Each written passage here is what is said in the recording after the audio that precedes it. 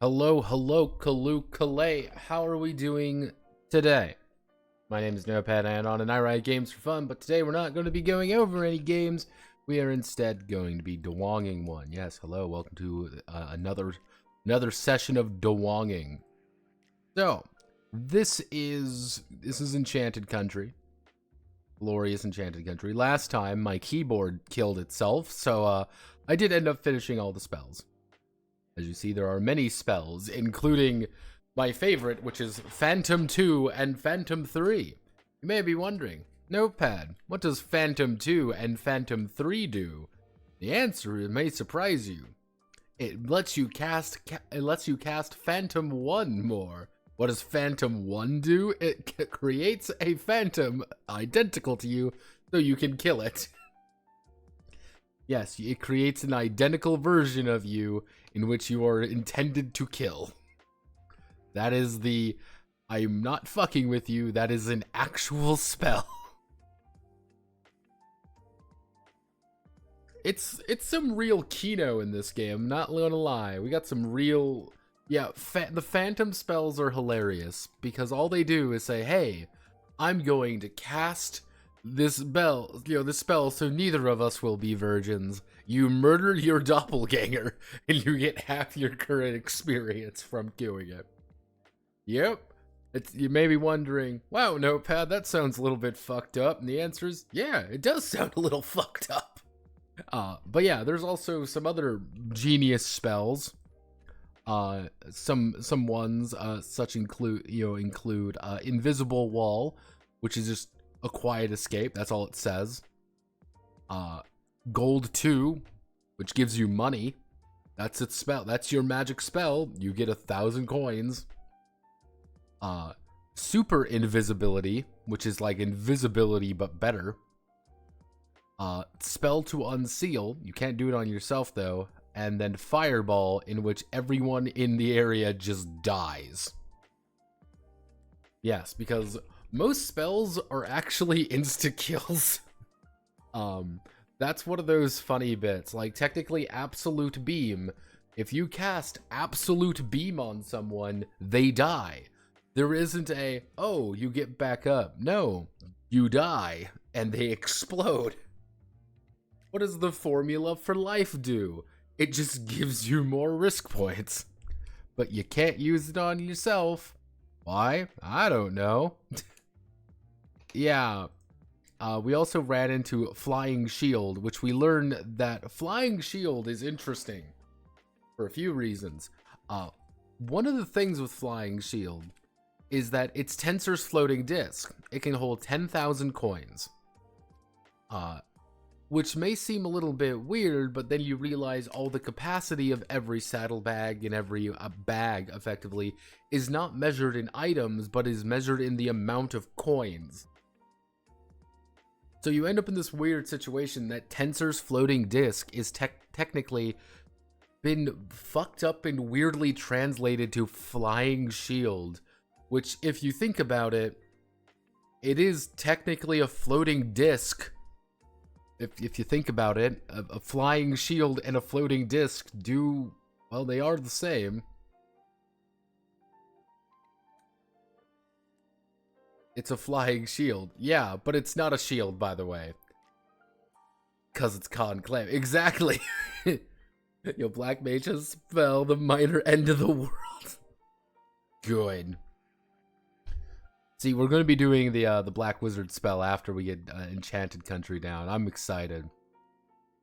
Yeah, so did all the items. These are the list of magic bottles. Now, mind you, you do not know what these bottles are initially. You can get things like life bombs, alright? Wound treatment, very good. You also get the Barghoul's drink, which is -3 dex. And my personal favorite, just the magic bomb, which gives you all of the XP to next level. So, other magic items. You may be wondering, what kind of magic items do we end up getting? The magic belt of saving your ass, the magic belt of speed, the magic longsword, which does more damage against things, the magic two-handed sword, the magic crossbow, which technically shoots 2 arrows out, which does double damage, I can only assume. The magic big bow, in which the arrow explodes. They don't talk about that at all, just the arrow explodes. And then the weird situation where the magic leather silver armor is you could argue to actually be better than the magic shell or magic silver chain, because it just improves it by 3, does not set it to 2 or set it to 1. Though you can also, if you wear the magic helmet, and you have the magic shell on, your AC is technically 0, and that literally means that it's nearly impossible to kill you. It is very difficult to kill you if you have an AC of 0. Yeah, so we have all the list of hazards. I don't think these are a perfect translation, but these are people that you can kind of see. The 4 genders of humanity: Crusader, Robber, Guard, and Man. Various dragons. There are stone dragons. I do like stone dragons. Werewolves come in Wolfman, Boarman, Bearman, and Tigerman form. We can probably turn this into lycanthrope if you want to be a little bit more precise about things. You using Yandex over Google for any particular reason?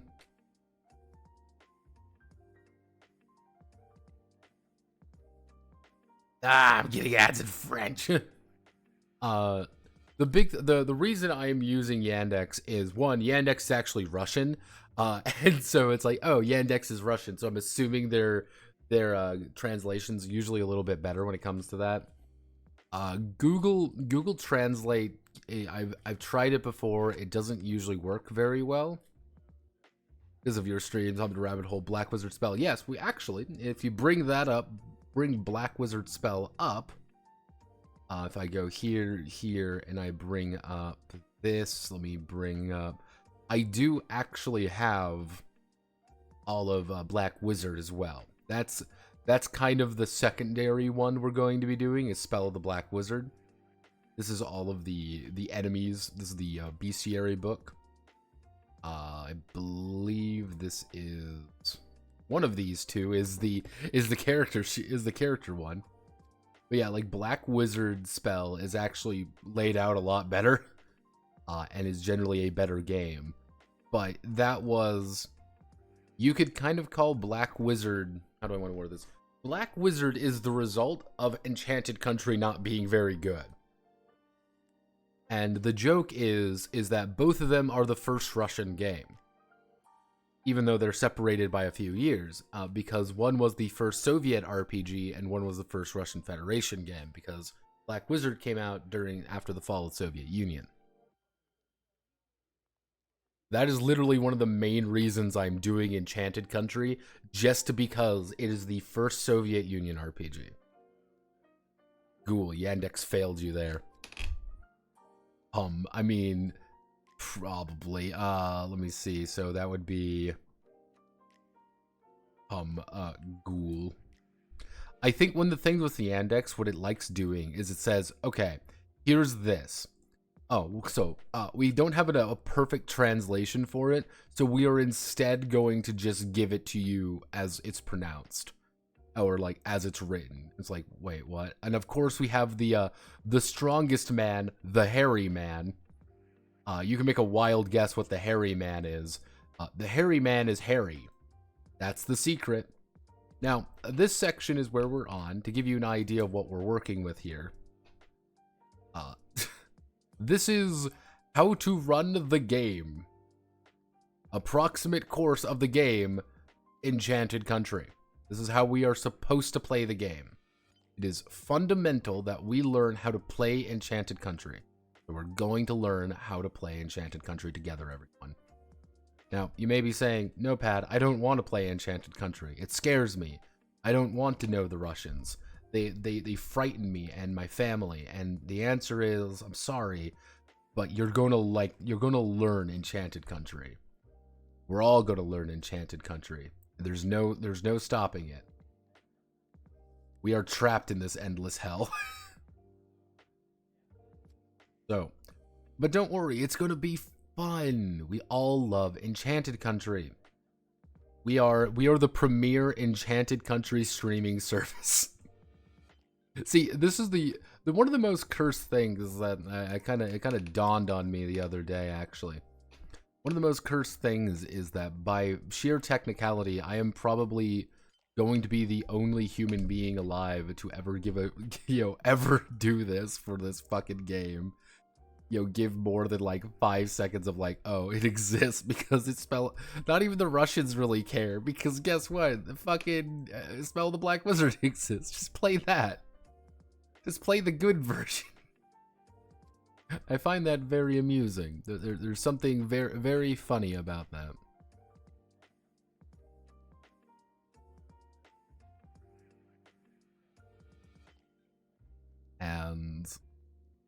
But I view it as historical needs, because you may not know this, but I'm a historian.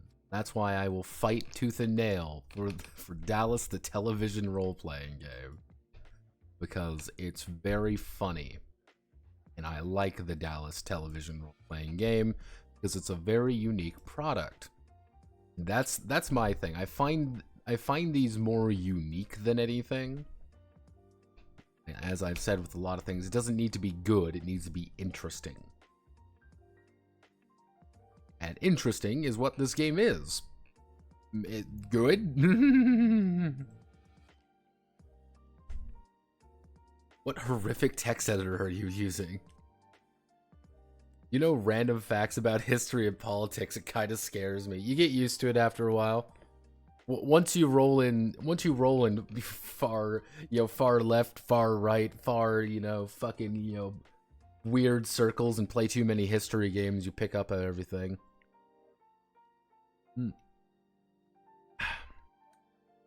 So, this is Sakura.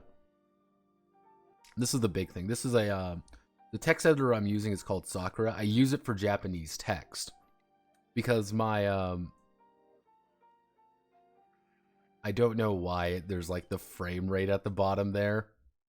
I have no idea. Does that go away if yeah, I have, that's not supposed to be there of the bit rate. Maybe if I do, yeah, there we go. The bit rate's gone. What if I shrink it down? Yeah, I'm using Sakura for this. The reason I'm using Sakura is because a lot of DUWANGs, fun fact, a lot of DUWANGs are actually Japanese, and most text editors do not like Japanese text. And because they don't like Japanese text, you have to use something like Sakura to actually put them in, especially my text editor that I use all the time, my titular notepad. It hates it, and it hates Japanese text, so I usually end up trying to fix it. So this method, I'm able to effectively see it a little bit easier, see where also the little thing, where the little divots are.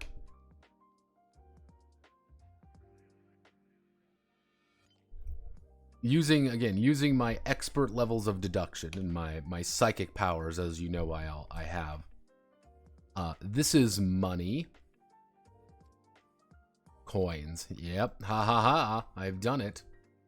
See, I'm learning Russian slowly and steadily as I progress through this.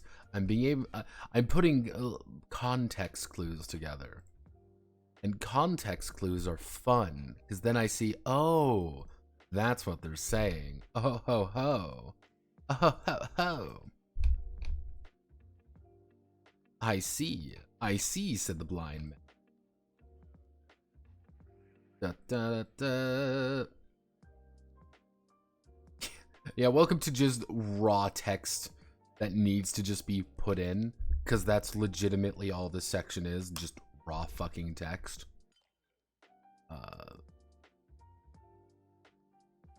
So everyone, how's life, everyone? How are we doing? Are we gaming in the hood, everyone? Are we all gaming? My friends keep playing Baldur's Gate 3, and I feel, the thing is, like, part of me feels FOMO for just a little FOMO for Baldur's Gate 3, because I remember I loved playing Baldur's Gate 1. Didn't like Baldur's Gate 2 as much. I know that's fucking heretical, but it's true. I didn't like Baldur's Gate 2 as much. Because Baldur's Gate 2 was very different. Did wrong there, and we'll fix that by text. My main thing with Baldur's Gate 2 is that it had a very it assumed it knew what your party was, and if you didn't play that party, it didn't quite. It held you in slight contempt if you didn't play the party it wanted you to play. That was like the one thing I didn't much care for it about. I was like, oh.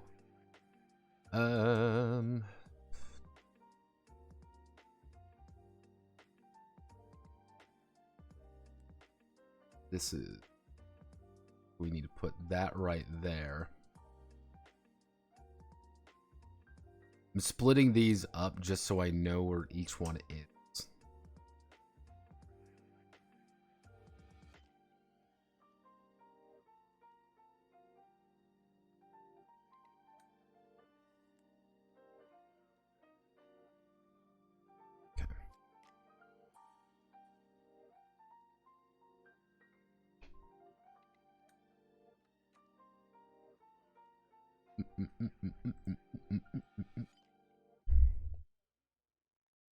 One, two, three, four. 1, 2, 3.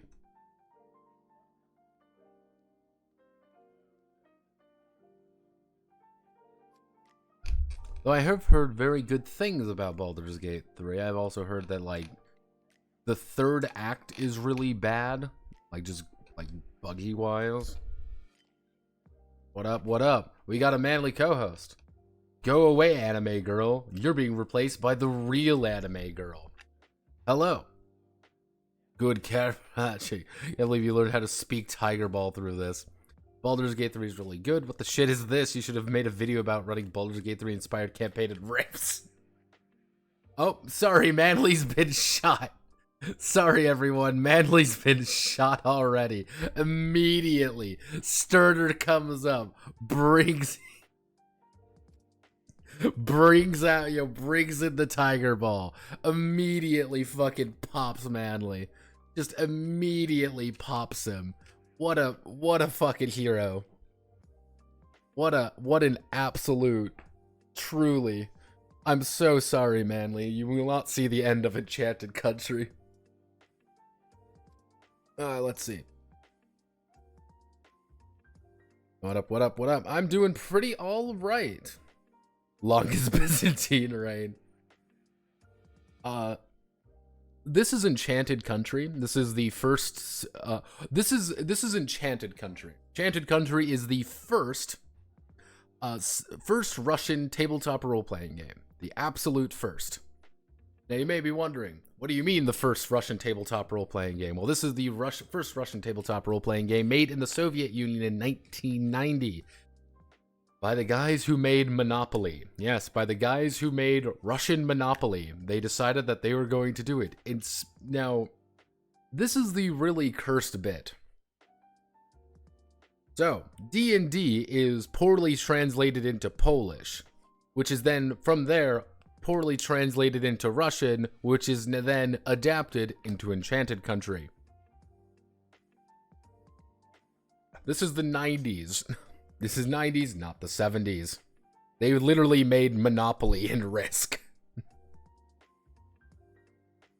Yeah, it's interesting. By the way, here rules clarify. One more damage on hit, not taking one more damage. Of course. Of course they deal +1 damage. Wizards, am I right? Fucking wizards. Yeah, I'll change that real fast. Yeah, wizards are the most powerful class. You may be saying, man, that's bullshit. Why are wizards so good? Because wizards have,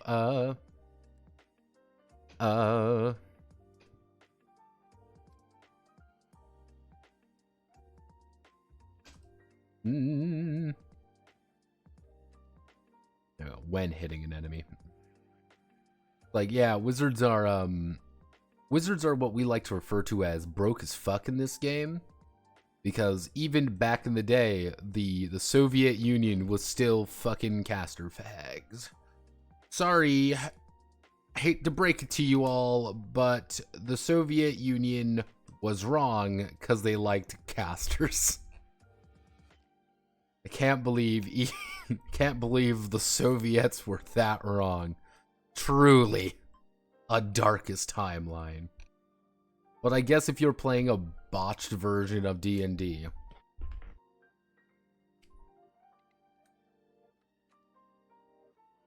man, how about a game when you play as soldiers of the risky? Ah, yes, was truly known for their muscles and martial prowess. He sucked in AD&D 04. European Union, best union. See, there's one very interesting thing about wizards, though, which I was speaking with Manly about this. And one interesting thing we learned about wizards is a vast majority of the spells do things like, hey, 1 to 5 hazards are webbed and lose half their risk points. 50% of the game points are given. They have to make a luck check though. Hey, there's also, you get things like there's a lot of spells, especially later spells, like up here, like Death Ray. You get 1/5 of the XP for it. You get 1/3 of the XP. You get 1/5 of the XP. Like, there are spells that outright just remove the amount of XP you get from an encounter. It's like, yeah, sorry, wizards, you're not literally living because you've burnt your Death Ray twice. Sorry. Oopsie doopsie, you spent your Death Ray and you no longer do it. Congratulations, you've ruined Christmas. You have taken away all goodness in the world because you've murdered my high level enemy, and you get no game points. You secure no ability. But then everyone can use spells, but wizards just get more spells because they're too weak. It'd be one of those things where I'd be very curious to see of who is where. If that makes any remote amount of sense. Like, where did things go so... How did we get here? That's my main question. How did we end up in a situation where... Yeah, you need less XP to level than fighter, though. That's the weird bit. Like, that's like one of those critically weird moments where in the trend, like, where in the process of design where they're like, guys, I think wizards are too weak. We need to give wizards all of these different bonuses, all of these different things, and also give them access to every spell ever and allow them to just win every fight. Because the thing is, if you want to encounter like higher level enemies, like stronger enemies that award like 5,000 game points or whatever, you can't fight them. You fundamentally are not supposed to fight them. Because if you do fight them, you die. I'm not just saying that like, oh, you die, haha, in Soviet Union, you die, haha. No, I am legitimately saying there is no way to hurt them. That you do not have a physical way of hurting them, because if their AC is too high, you have to use a spell to kill them. And it's like, oh... If you just don't have a spell for it, sorry, you just die unless you start like have things to reduce their AC with. Case in point, if you're able to reduce their AC, you're like any ability that lets you do that is immediately like 100,000 times better. Hence why like the magic. Like, having the magic fucking, where is it? Having the magic longsword, or the magic short sword especially, the magic short sword is infinitely fucking better than the magic longsword, fun fact, because the magic longsword does +3 damage if you manage to hit, However, the magic fucking short sword does +2 damage, but you get to reduce their AC by 2, so you get to hit them a little easier. Magic longsword is better consistently. You get more damage out of it, but maybe not hit as much, and that's what really matters. Gotta get those big hits in. Don't get those big hits in, what's the point?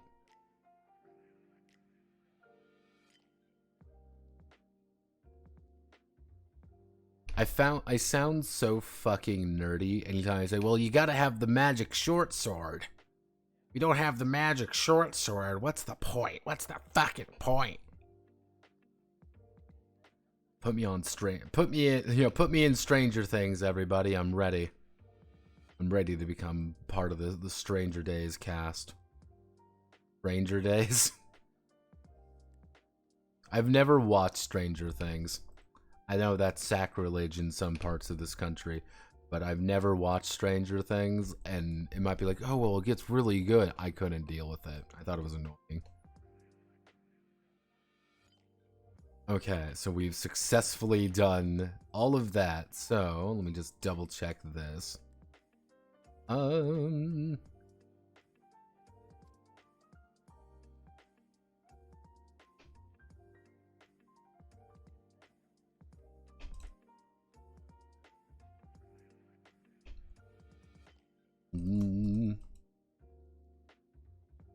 Approximate course of the game in Enchanted Country. Let's learn how to approximately play this game. We're not playing correctly. What's the fucking point? Am I right, boys? What's the point? Let me just oh god. Just remajigger. Oh god, I made a mistake. I've made a fundamental error. I gotta switch these around like this. There we go. Gotta move everything around. Gotta make things precise. Who is pinging me? Something productive pinging me? Oh, hello there.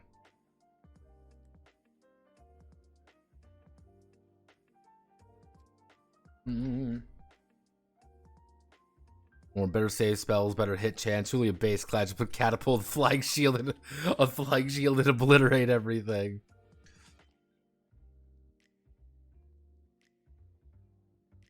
How is the DUWANG going? We're going. Guess you have ability to reduce armor? Right, wizards. What about the magic AK? What are you what are you using Notepad Plus Notepad? No. Notepad Plus is the false prophet. Do not believe anything they say. Where's my magic Kalishnikov? You sound nerdy all the time. Strength thing was fun, but understand why you didn't get into it. It's a bit of an acquired taste. Also, Notepad, has there ever been any good American Civil War II Electric Boogaloo game ever seen or watched? Not really. You could argue that the Kaiserreich Kaiser Cat cinema thing is like good. I didn't how do I want to word it properly? I think it's cringy as fuck. Yeah, that's how I'm gonna word it. I think it's cringy as fuck. The Kaiserreich thing, that was rough.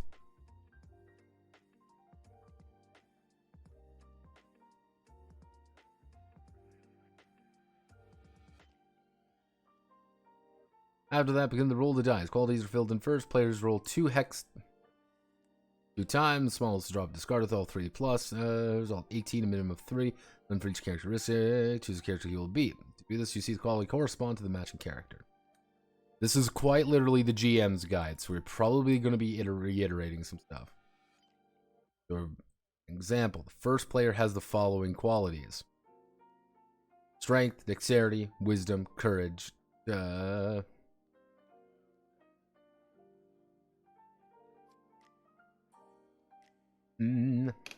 strength, dexterity, wisdom, constitution,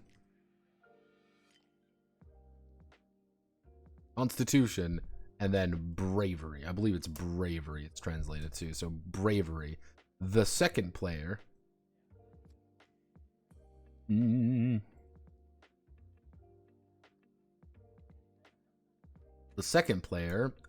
rolled way better than him. Strength, Dex, Wisdom, Constitution, Bravery.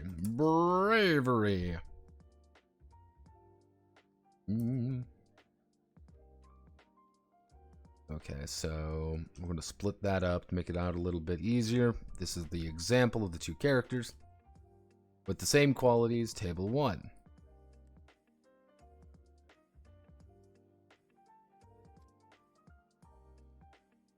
The first player, or a crown, his wisdom is 10 or 9 and dexterity 15-9.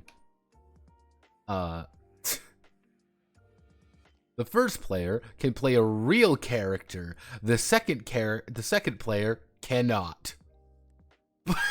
Can it be a warrior or an elf or a magician? He can play whatever he wants. Everyone can play a magician. Decide to be a magician and an elf. Wow, someone decided to play him the magician. Who could have imagined? Who could have imagined that people would decide how you would want to play things? Who would have ever guessed that they would want to play a fucking wizard? Who would have ever guessed this? Purchase of weapons and things. 1.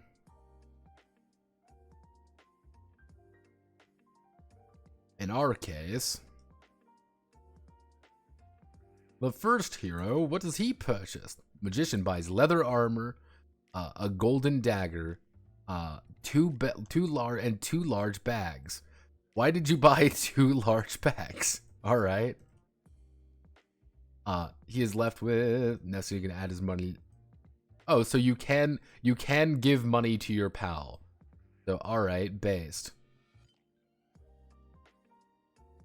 Longsword, yeah. So so the elf buys everything good in life. The magician just is good. How little I knew about that.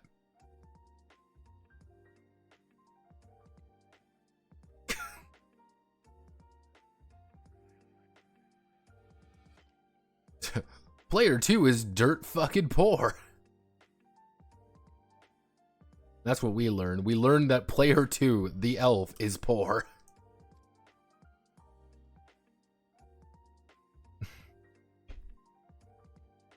Sorry, I catch your astral vibes from across the Aetherverse. All Hoy-related things are schizophrenic, in the words of the false Palafin. Hey, Hoy is great. It is. Is it? It's funny how to translate con into addition because authors are using the wrong Russian word for con. They're basically use shorthanded slang. Yeah, not surprised. It honestly took me a bit to realize that's what they were doing. Because I was going through and being like, why the fuck do I add a 2? Where do I add a 2? This makes no sense. And then I thought about it and be like, wait a second. You add +2 to your risk points. It's constitution, because you're constituting something. That's what they're doing. They are constituting it. That's what Yandex is trying to think. Is it's like, oh, it's the Russian word for addition. I'm like, that's correct. It's just fucking slang.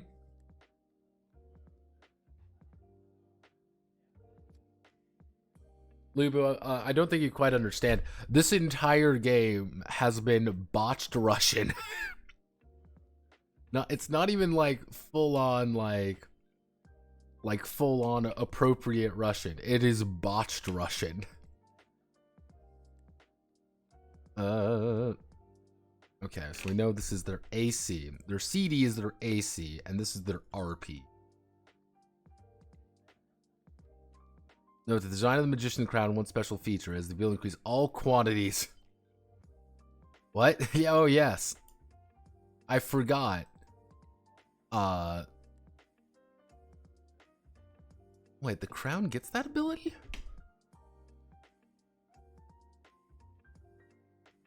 Yes, the crown has the ability to improve all of their stats using the power of fucking magic. How could I forget? How could I forget? How could I forget such an important fucking note?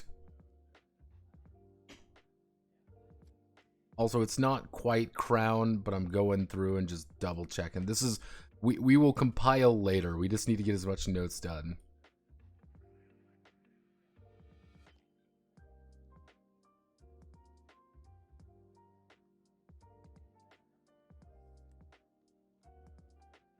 A die is thrown. In case the magician 1, 2, or 3 falls out and the quality does not change. If a 4 is rolled, I guess you do that with all of their stats. Yeah, that's the funny thing. Quite literally, at the start of every game of Enchanted Country, you take 3d6 and you roll. Well, with my great roll, I've increased my stats by 3. I've increased one of my stats by 3, a second of my stats by 3. Failed the other one. Increased one by 2.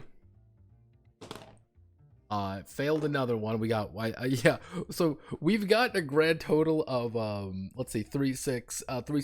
Yes, we've gotten plus 8 stats by virtue of just existing. I love magicians.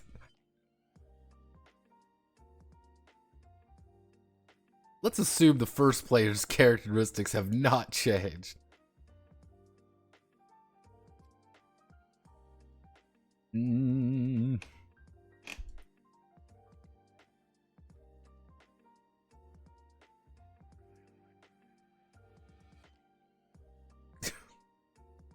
I will.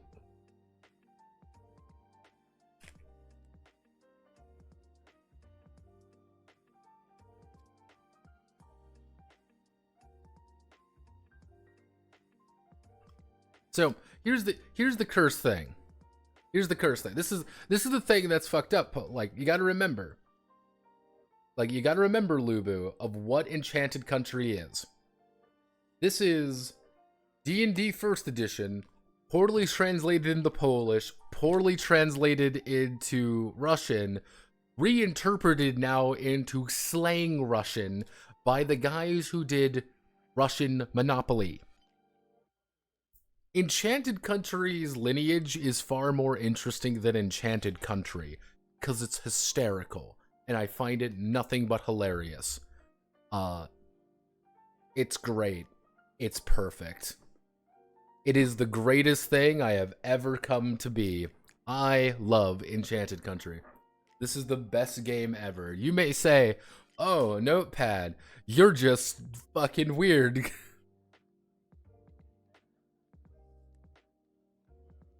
What have Manly told you about the weird grammar of the game? Manly didn't. He just hated the die, and he hated the fact certain enemies are immune to everything. Literally going through it. Mara TG here. Marting has been like super helpful. just pointing out things like, yeah, this doesn't fucking make any sense. Manly doesn't even know that much about it. He's just like, yeah, this is a thing that exists. And I'm like, hell yeah.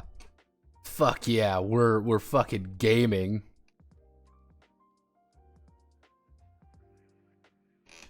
Hey, see the second player, Elf.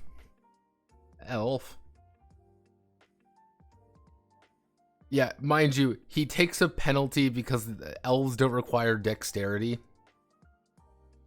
Let's see. So to find risk points, the players throw 6 for the magician. This is 10. This equal 10 RP. But when adding number 8 for the number of RP will be 9.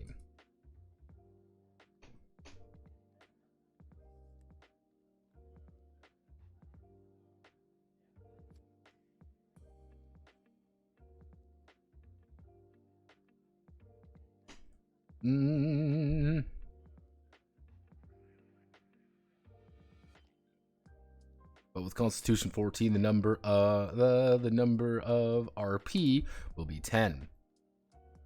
You don't actually have a lot of health in this game.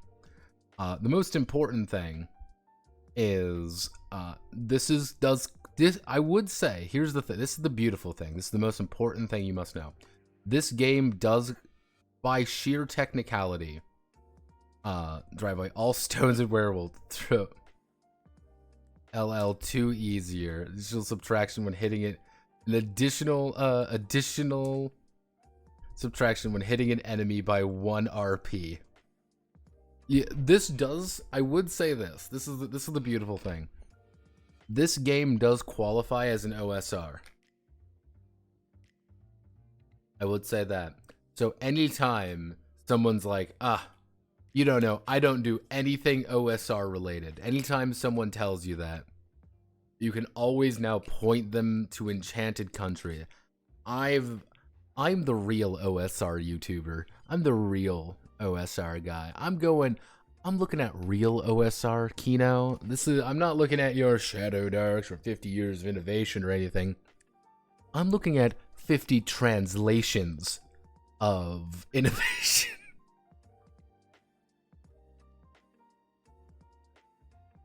All stone creatures. Yes, I did talk with Manly about that.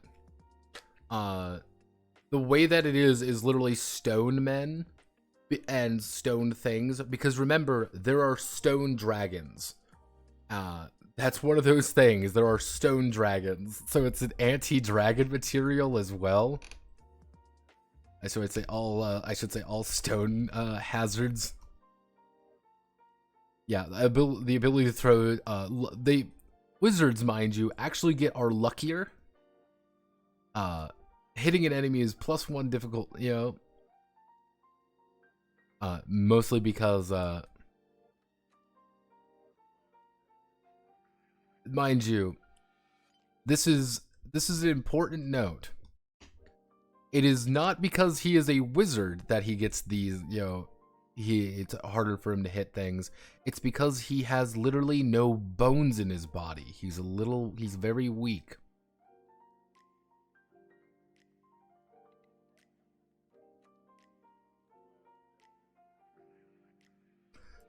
A first level spell. You can just freely choose any spell you want. There's no like limit or anything in that regard. Antidote to crab's time.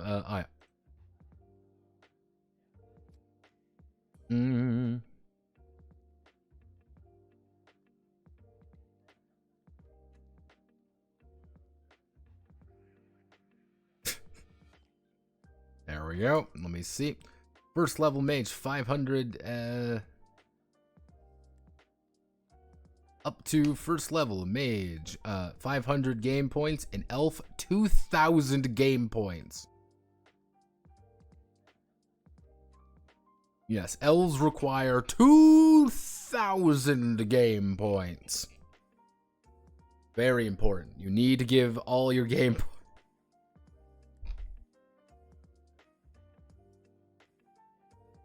See, the thing is, what I encourage someone to do is to translate this version of Enchanted Country into another version of the game. Into another botched translation. I just want to see, in this horrifying game of telephone, I want to see what AD&D first edition results in. I need someone Greek to translate this into Greek. And then have someone from, like, I don't fucking know, Turkey or something. Actually, that would be a terrible idea. Have someone from, like, I don't know, fucking Egypt translate it. And then have another, and then have it, like, wait, do you need to buy other races to play than not be a bog human? There are different classes. There is warrior. There's warrior, which is bad.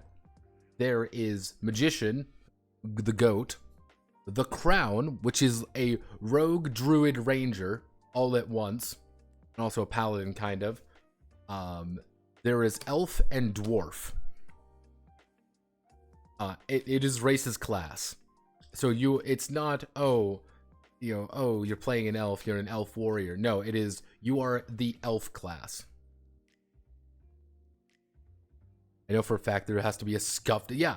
Again, we'll put in the Greek, and then we'll put it into Hindi, then we go to China, then we go to Japan. And then we all translate it back into Russian. Like, what would Enchanted Nightmare look like? Honestly, Hindi D&D would be very fascinating. That has to be a thing, right? There has to be Hindi D.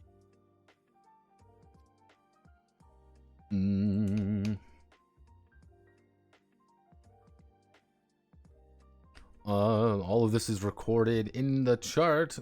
We'll record any change that occurred to the player. It's like Ars Magica, a wizard and his friends.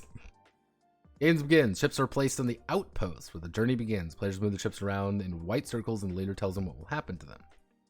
So this is an important note, and one thing I'm going to actually have to put in here, which is if we go to Enchanted Country map, I wonder if we can find, will it pop up immediately for me? No, it will not. So give me 1 second as I pull up the, I have to go like this. I have to put in the Russian name.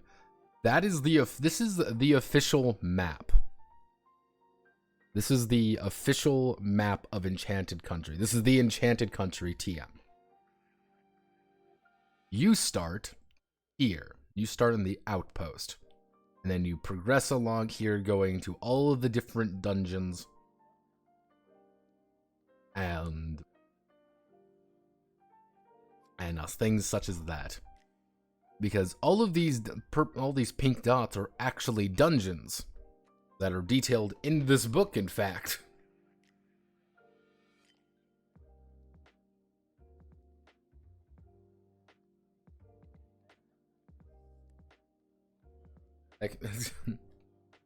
Heck, make a project, dude. Everyone put a supply chain. We just pass the project to each other. No one speaks the language person before.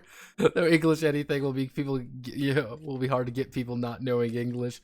It's the thing with it is that it's too fascinating to talk about. That's the thing. That's going to be the video on Enchanted Country more than anything. Is like, this is a game that is fundamentally terrible, but it's so interesting. It is such an interesting game just to talk about, because it's something that by all accounts does, like, why does this exist? It exists because of a certain time, a certain place, a certain thing, a certain person. And you have this beautiful botched Soviet night. Because at the end of the day, isn't that what we all want? Beautiful, botched Soviet nightmares. I love the Soviet Union. Truly. What a beautiful DUWANG. Yes, but it is very important to know that. Task the players to go through all of the guards and free them from the power of the dark forces. Hire guard and free from the power. Danger look on the roads. Go through all the guards.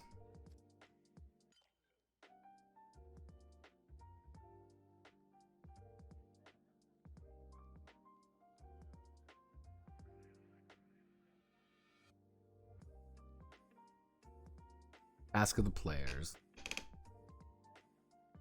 The task of the players. If we just do these. Go through all of the guards. So this is Oxpathi.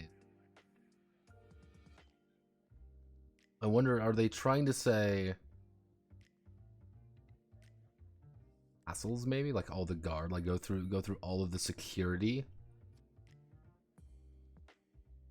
and release all the security and free her.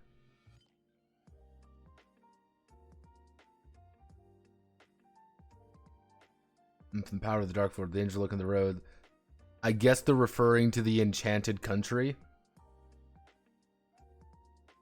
I guess that's the idea, like go through the Enchanted Country. We refer to the country as her.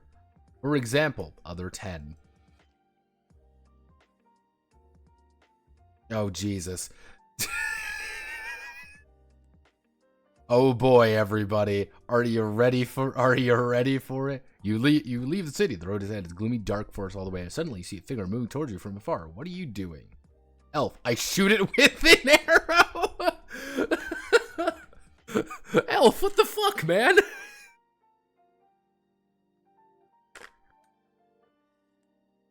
the elf is like the fucking moderator is like, man, there's something coming towards you. What do? I gun it down like the fucking dog it is. It's probably a monster. It's gonna be the hairy man. You don't want to gamble with me. Go through guards. It makes even less sense in Russian. Country is a feminine word in Russian. It is gendered language. See, Russian, I always picture, like, I never think Russian is a gendered language.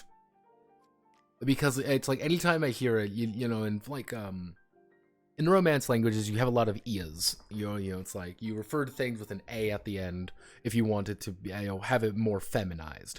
I never hear that in Russian, so I always like, oh, well, it can't be, it's not gendered, but I know it is. Fucking Romance languages were a mistake, everyone. Just speak real languages like German, English.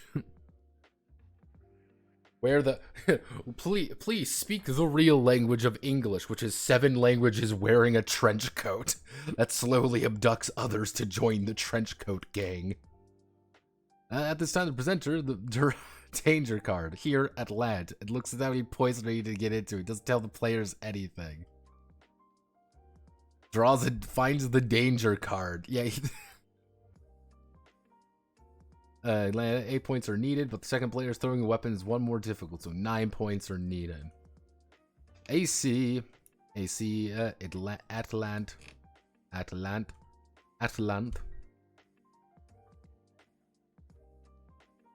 The player throws dice. For example, he threw 15.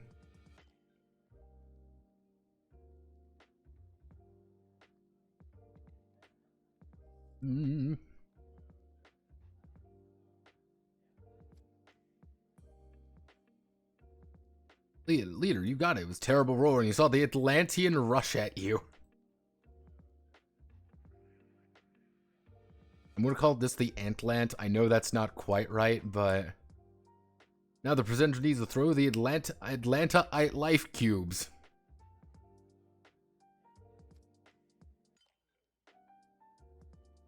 Life cubes. The Atlants. Oh yeah. Oh yeah. And again, I know that's not quite right, but we're working with it. We'll have 5 RP. This guy rolled dog shit. Atlanta, for example, Atlanta will have 5 risk points. So, and then you need to find out how much RP Arrow took away from the Atlantean, the Atlant. Single digit dice, for example, the 2 is drops down, the arrow attacks short bow 1d6, so 2 RP. The Atlant has 5 RP. Whoop. Has 5 RP, so RP left. Hand-to-hand combat begins. Find who will strike first.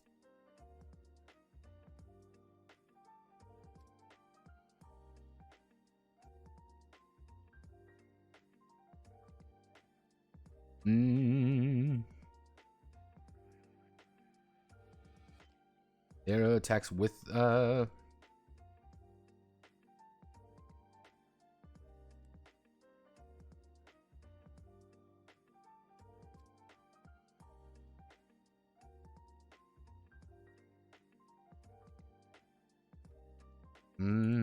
2 RP. The Atlanta has 5 minus 2. 3 RP. Hand-to-hand combat begins. They find out who will strike first. The Atlant through the 6. He strikes first.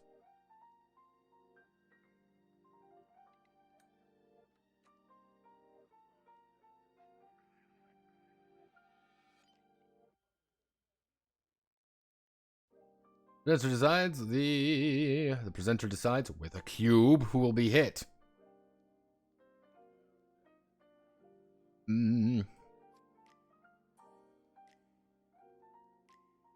Well, the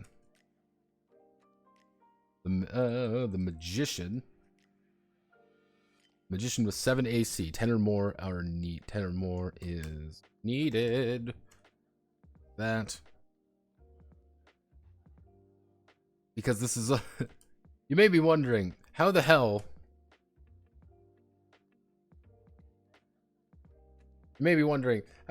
do you roll a 17 on a 2d6? The answer is because one of the d6s isn't real. Because yeah, this is a 2d6 game. Sort of.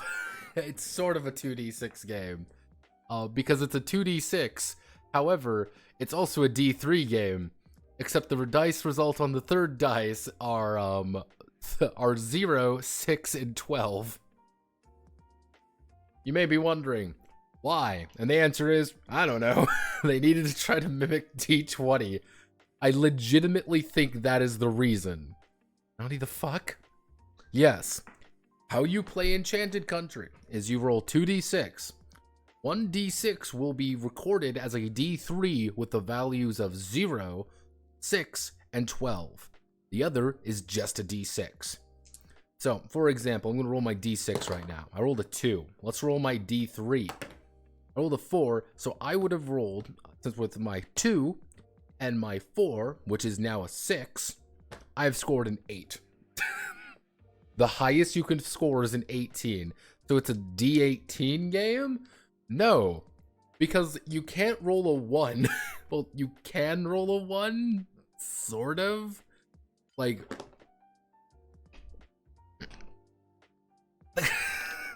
the best way to think about it, like I'm gonna list off all the possible results of this nightmare. It you know, because the thing is, you have 1, 2, 3, 4, 5, 6, but then you also have 0, 6, 6, and 12.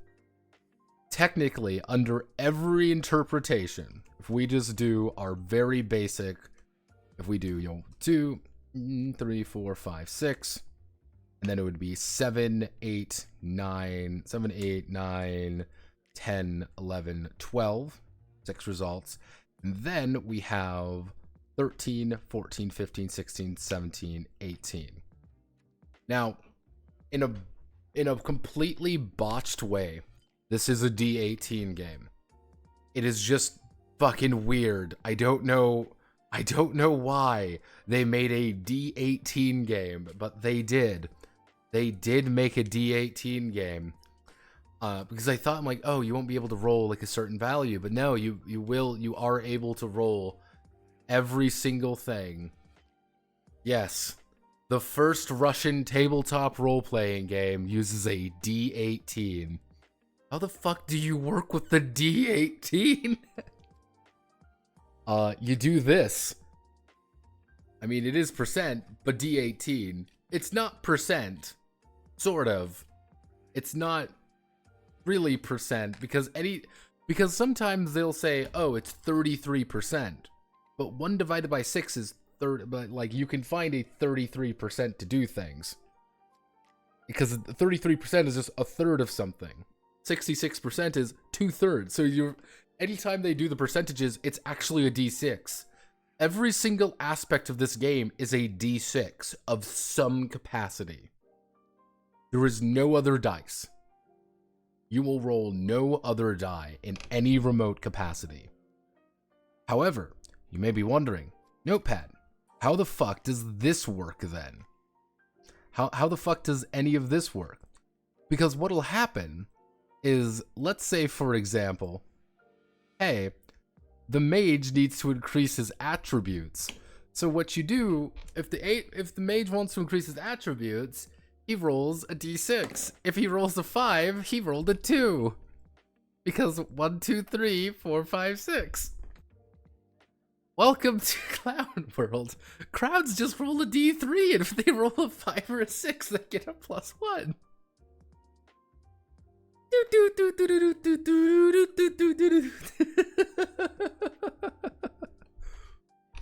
Yes,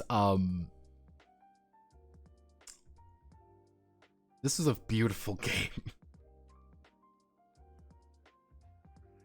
I mean, yeah, I mean, D% for 2d10, but one with the d10s is 10. Yeah, it is, a beautifully weird game, especially when you have to start assigning 5 dice.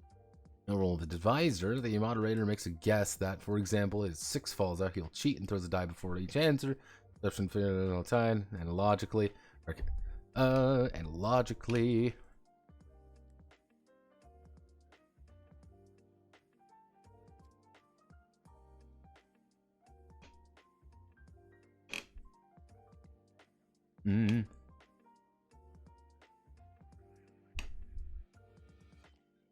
Okay.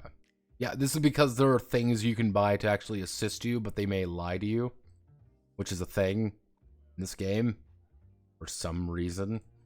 Okay, so now we hit all of the adventures. This is literally every dungeon.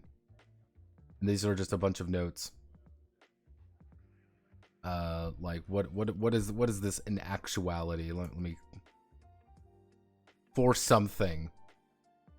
For recording. Yeah, they have a bunch of recording sections. I'm okay with that. So, let's see. In theory, we could probably do each of the dungeons, because this is what they are. Like, that is just the nature of the beast here, is that they are the dungeons of the game. I usually don't translate something like this, but they're adventures. This is what most of the game is composed of. You know what we'll do? We will translate one adventure. We'll translate a single adventure.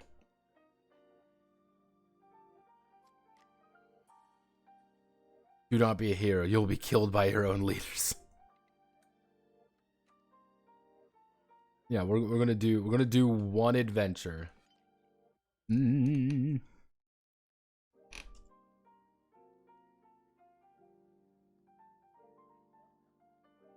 Yamak. Do. Mad Money Castle. Mad Money Castle, everybody.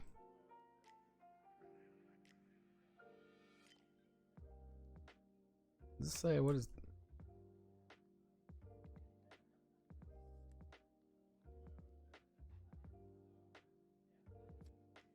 Crazy Money Castle. This is the castle of crazy money. So, I mean, obviously, we have to do Crazy Money Castle. This is the first castle you will encounter in the game. We're going to do just this one. If there is a demand, I will do the others, however. We've got bigger fish to fry somewhat.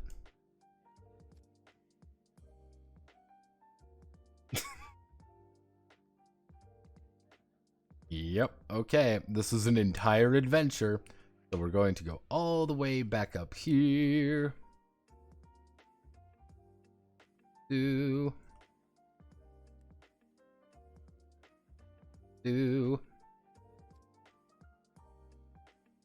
How do I want to do this?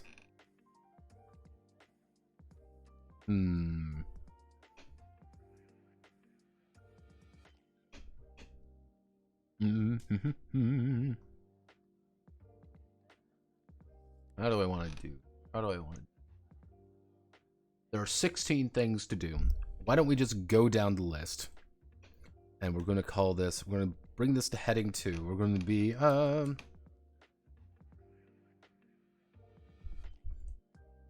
Russian Adventure Path. We're going to immediately put that into Courier Prime. We're just going to go down the list. That's the plan. We're going to go down the list. We're going to explore what H1 does. There are 16 of them. These are just going to be what we're going to do. There's going to be nothing else, because I usually don't do adventures.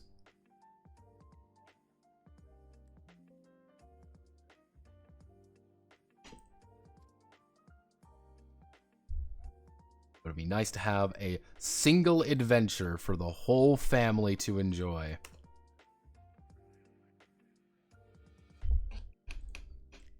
The whole family can now enjoy.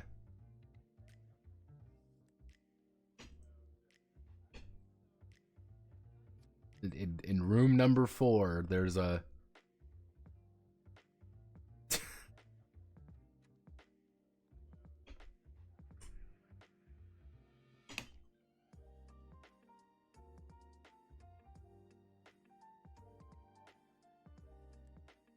in this deep, dark fantasy. Deep, dark fantasy.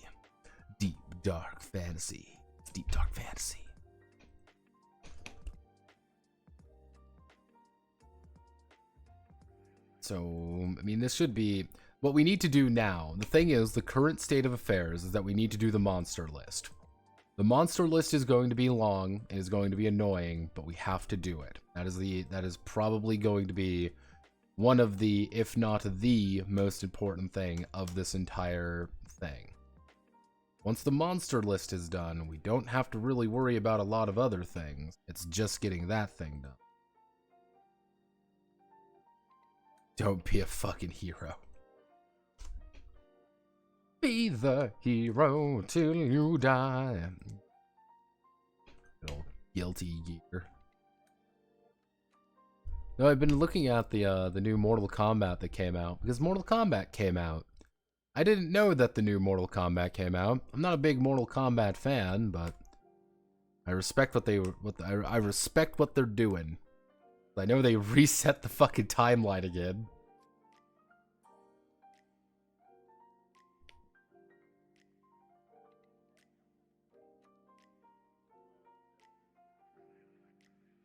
Actually, they actually made a very good D18 system. I think Black Wizard's by a completely different group. I do not believe it's the same group in the slightest. They are heavily inspired, but not the same team, if that makes sense. Which, arguably, not a bad idea. I'm going to call a spade here. Maybe that's not a bad idea for it to be a completely different fucking team. I'm not insulting anyone, I'm just calling the facts.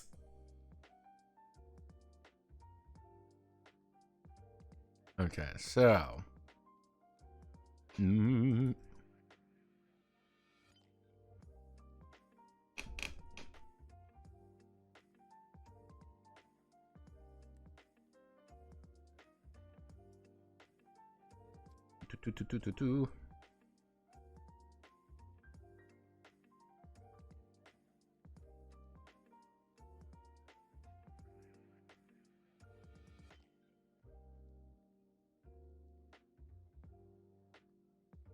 Pinging me. No, go away. Go away, YouTube man. I have not watched any Remy stuff in so long.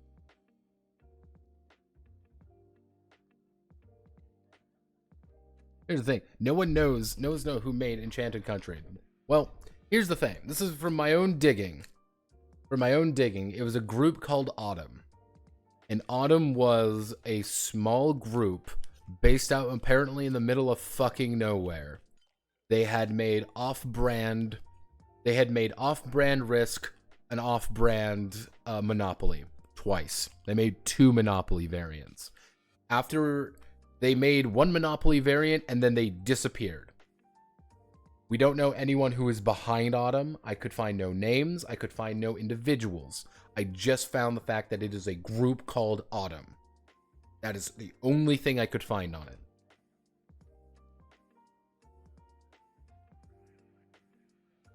That's the funny thing with it is, yeah, because from what I could find about with like the Monopoly game and stuff is they would just sign it as their group. We were a circle of people who made a thing. This is like putting it was like a band just being like by Queen or something. It was just by Autumn, by the company of Autumn. And the problem is how they used the term Autumn was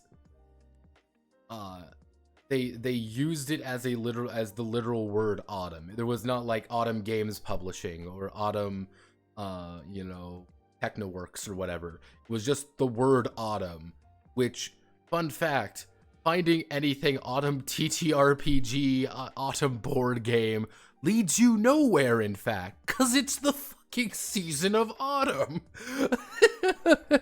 Like, what are you... That's like, oh yeah, I don't know why no one can find me. You know, it's fucking... Yeah, where was it? It was,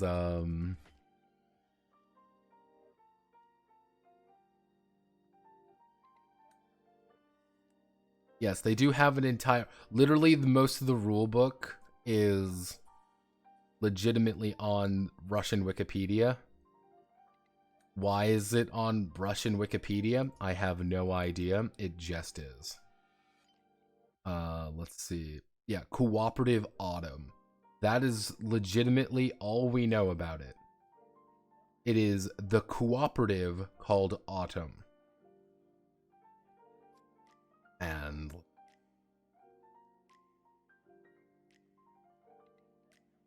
yeah, that's even on like board game publishers. It's like they're a cooperative. We don't really know anything else about them.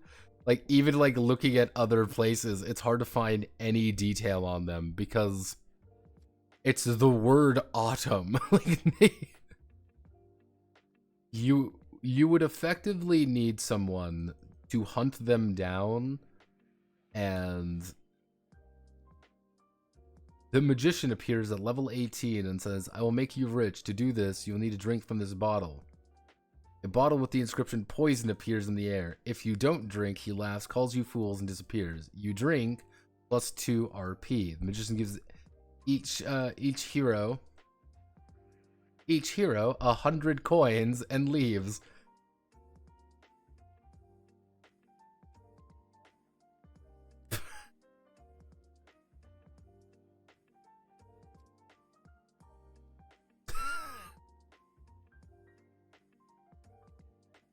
Four orcs are coming to you. They ask if you are Glocks and demand money. If you give, they leave. If not, they fight.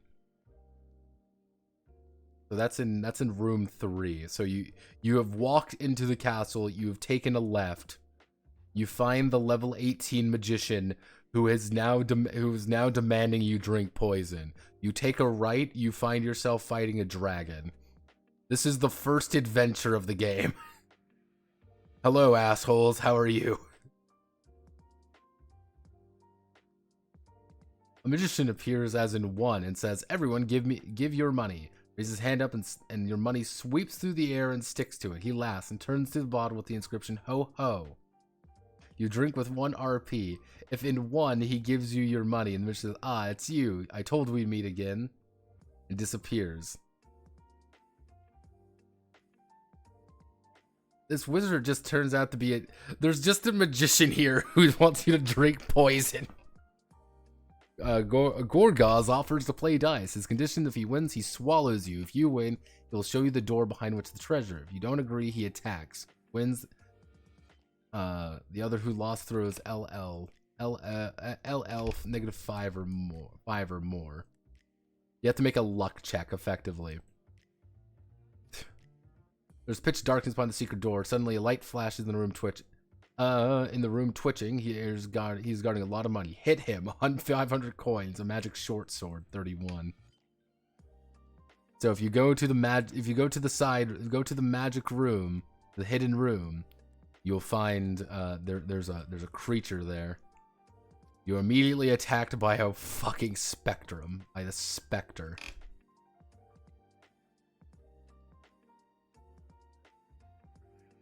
Three gobblers approach you. They ask you how to get to the exit. If you answer correctly, they give you a gold piece and then leave. Be rude, they fight.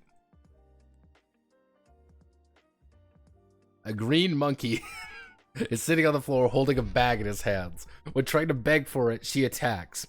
There's a stone in the bag with the inscription on it. Put a lot of money here and you will see a miracle. If you put less than 100 coins, nothing will happen. If you put 100 coins or more, money disappears and a big pie appears. Big pie appears. Perfect. That's what I need. The big pie appears. Sorry, I'm so sorry, everyone, that I'm spoiling Mad Money Castle for everyone, in case you wanted to desperately play.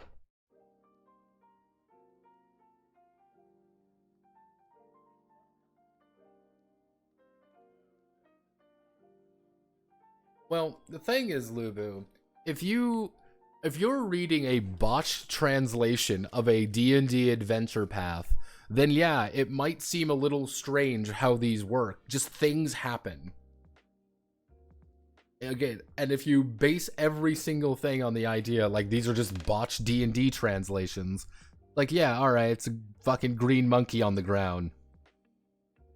What does the green monkey do? Fuck you. Owner of cat, 6 or 8 cron. The owner of this cat, 6 or 8 level. Yeah, so what are you looking for? What is this? What is this?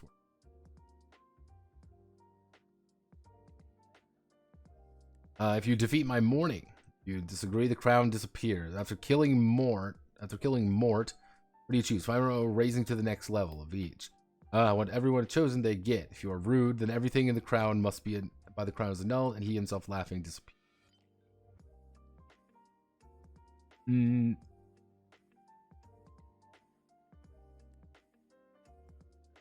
If you defeat my morning, after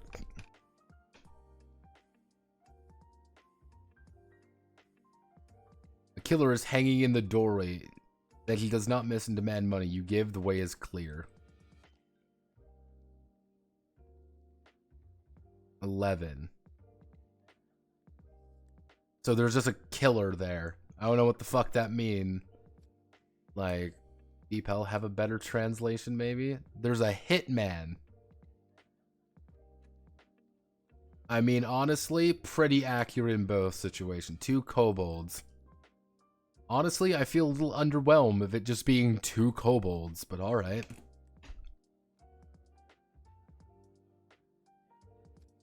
There's a table in the hall. Pixie elf is sitting on the table. On his belt hangs a thick purse under coins. He invites you to eat with him. After the meal, the pixie elf falls asleep. You try to take the wallet. He wakes up and shouts, "Help, guards, rob!" 2 crusaders coming run into the cry. If you hit them, the pixie elf will disappear.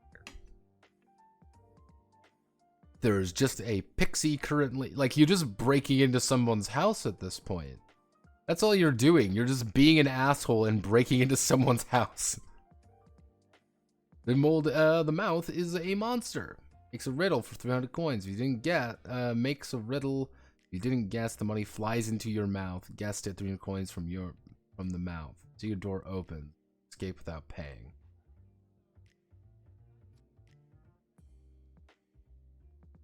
Riddle, A, B, B, B, B.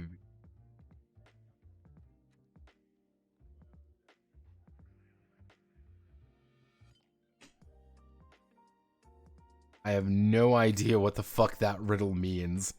That might mean something in Russian. I have no idea. There's an inscription on the wall. If you want to be rich and noble, go left. If you want to have some money, go right. If you don't want either, say the word Ritoa, throw 1 coin into the wall and go straight.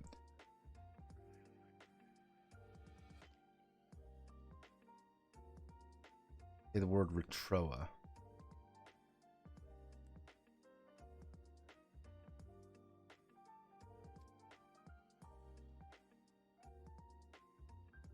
Is that like a word?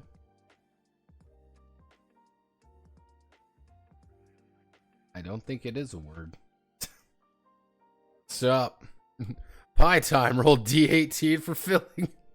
Who the Sup? Hello, Mildra. We're looking at some Soviet kino right now. We need to make sure we can negotiate with the green monkey for his fucking money. Drill shop. All weapons and items are in it. Animals are not for sale. There we go. I mean, I guess this is this is just a castle, except there's kobolds. There's just a bunch of kobolds fucking around in this fucking castle. You're like, oh yeah, what are you doing in here? Yeah, don't worry, this is Mad Money Castle. There's a dragon sleeping there. Yeah, let's fight the dragon. Why not? Yeah, so we're doing our one adventure. I mean, some of these seem pretty large, and some of these seem pretty in depth. But like, what are these?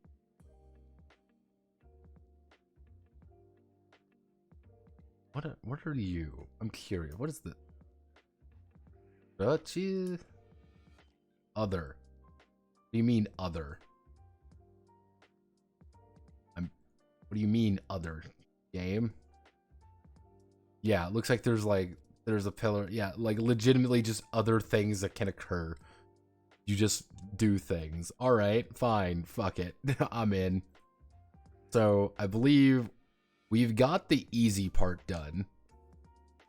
So now we have to do the hard part. You may be wondering, Notepad, what's the hard part? say hello to the entire monster manual that we need to do now. All 100 entries of the monster manual. It isn't worse. Smoshi C should again. Other is basically between castle encounters. Yeah, that'd be my guess. But generally speaking, you got your one adventure path. That's what you get. You get your one adventure path. You go to Mad Money Castle, then you just... Those will be fast now? No. What we need to do... let's go to DUWANG.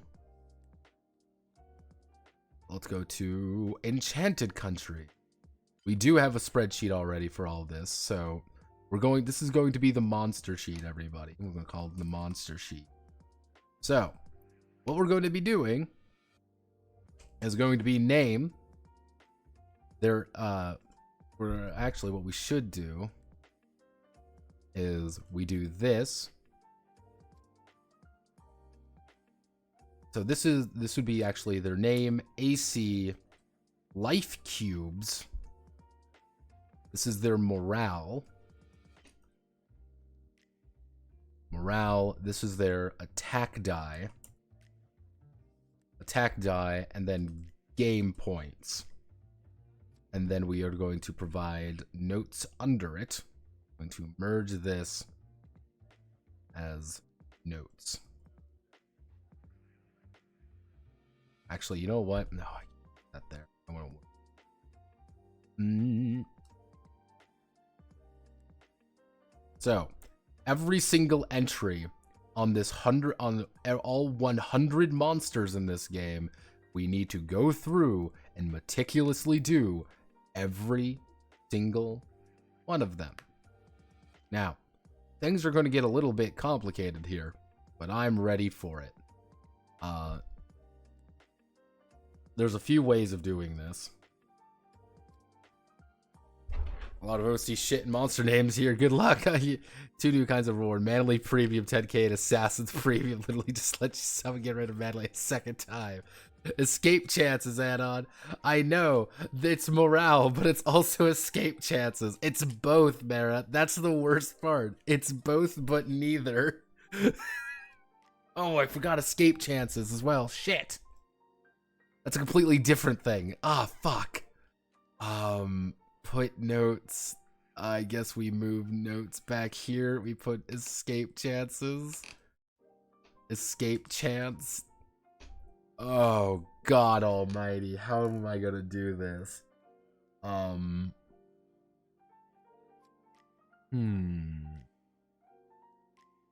Because I need to put the Russian in here as well. That's like a big thing. I want to put the Russian in here as well as, unless I do...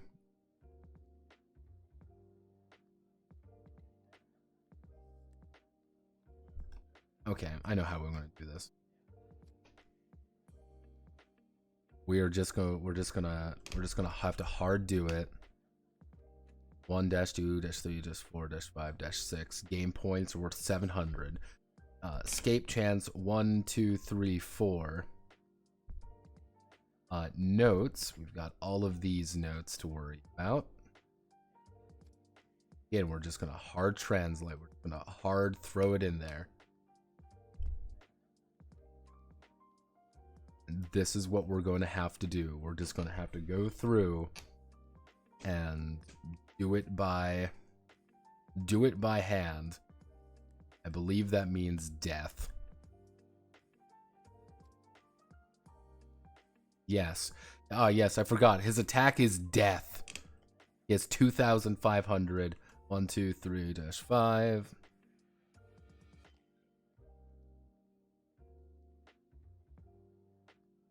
Put into where I need. So I'm going to have to do it all by hand.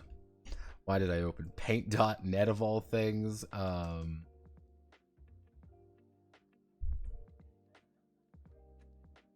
Okay, so actually if we do this,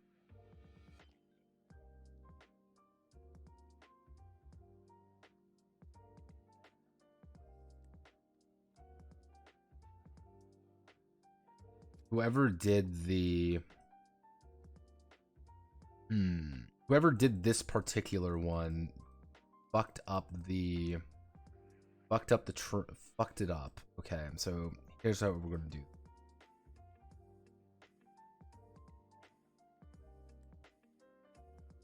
Period. We have to do it one word at a time. You may say, wow, Notepad, bet you this is going to be frustrating.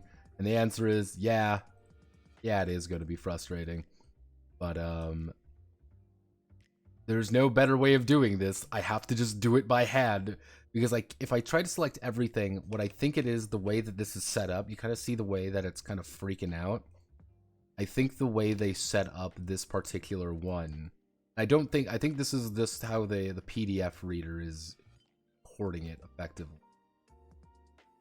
Which is poorly. That's the secret here, everyone. It's recording it very poorly. Hopefully we don't have to do that with many of these. I'm suspecting there's going to be at least a few other ones. But that's something I am willing to compromise on.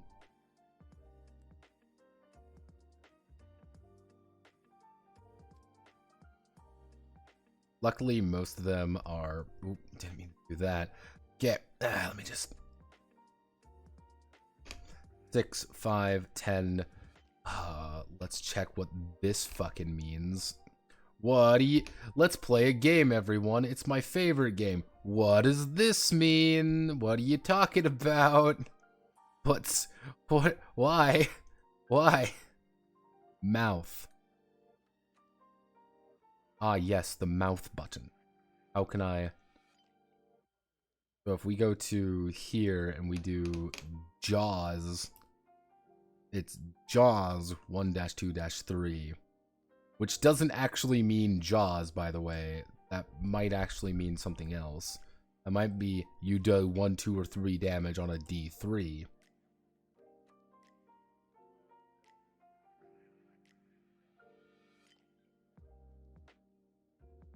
Spirit. Well, you better have a good explanation for what the fuck that means. 500 game points, though. Escape chance 1, 2-3, 4. Zippity zimma. Zippy zimma. Zippity doo da. Zippity day. Zippity doo da. Do do do do. Boo do do do do. You may be wondering, Notepad, this sounds like it's going to take for fucking ever. And the answer is yes, it is going to take forever. And yes, in case you are wondering, that is divided by 18. Yes, one spread across 18 different results. Why? Because God hates you. That's why. God made sure that we can't have any nice things in life. This is the least efficient way we could be doing this, but it's the only way I know. Acid. So, okay, it does acid damage on a 1, 2, 3, 5, or 6. Awesome. It does acid damage, everyone. That's great. That's awesome. But you can always run away from it, interestingly enough. You can always run away from the evil gas cloud. You can run away from the Brap cloud. There is nothing stopping you from running away from the Brap cloud. 8, 2, 10.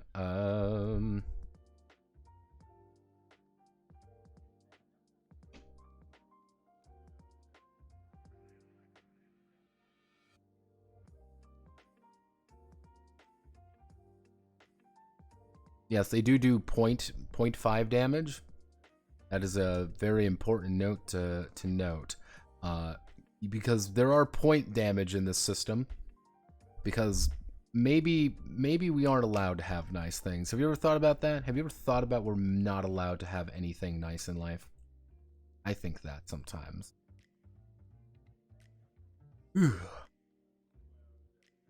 So how are we all doing tonight?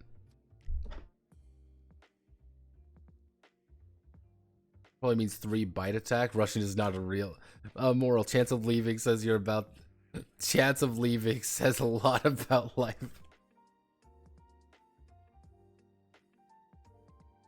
You need to add 2 new rewards. Manly, a lot of OC, monster name. Reason hats have. It is half of Russian PDFs. They probably mean 3 bite attacks. No.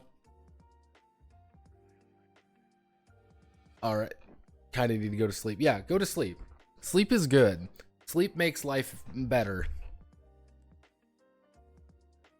I'm learning a lot. Let's see. 0, 8, 16. Ah, yes, I forgot. 1, 2, 3, 4, 5, 6, 7, 8, 9.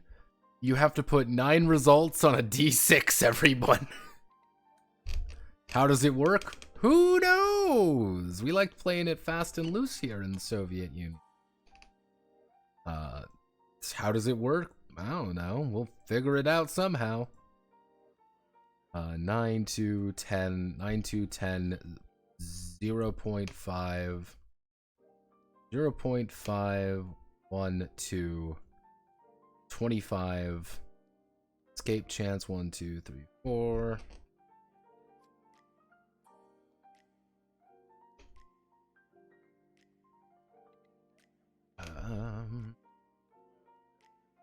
Yes, this is the unkillable demigod of death, the hairy man. As you can note, he has the.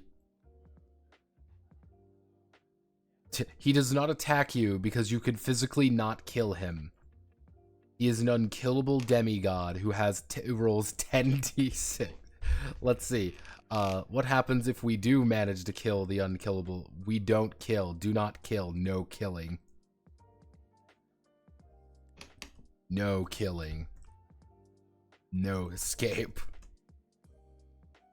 Yep, all this guy wants to do is gamble. All he wants to do, he doesn't want to do anything else. He just wants to gamble with you. 6, 2, 11, 3, 4, 150, 1, 2, 3, 5.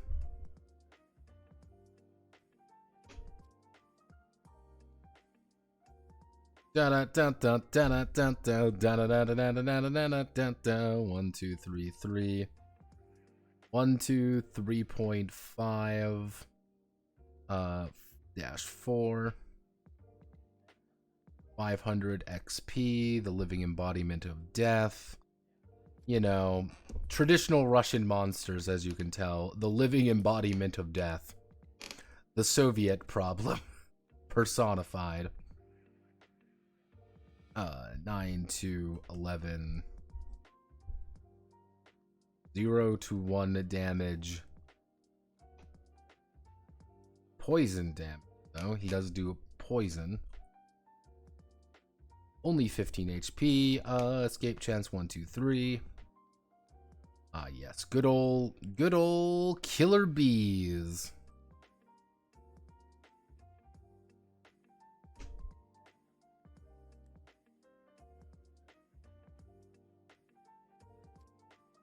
No, I don't. It's not 2003. It's not 2003, I swear. It's literally just the number 1, 2, 3.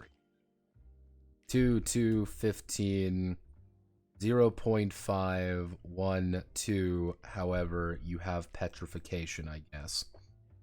Wild guess petrification? Absolutely. Fun fact, petrification is actually instant death in this game. That's if you do not have an anti-petrification spell, it's Jover for you. You just die, and there's no hope for you anymore. 3, 1, 12, 1, 2, 3, 6, 750.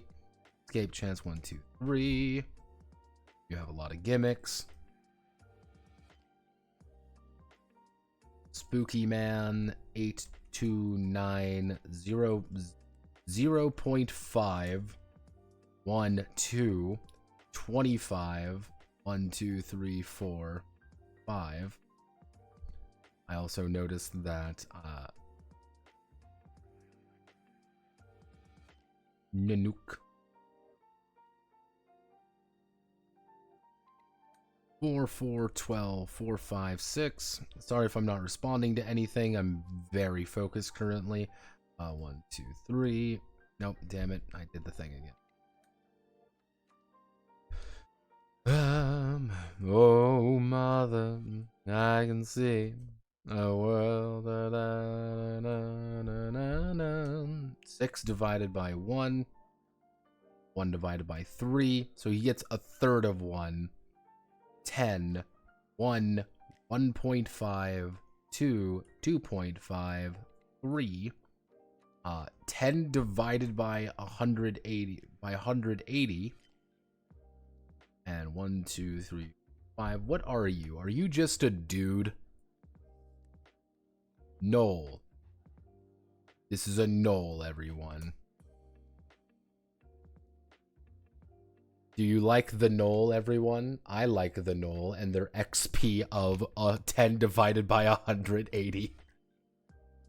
Why is it 10 divided by 180? I don't know, and I don't think I'm supposed to know.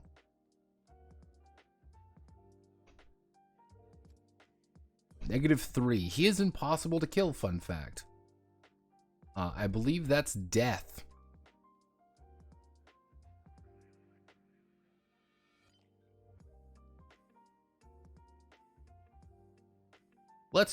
Let's use context clues. I love context clues. I don't think you're supposed to kill him.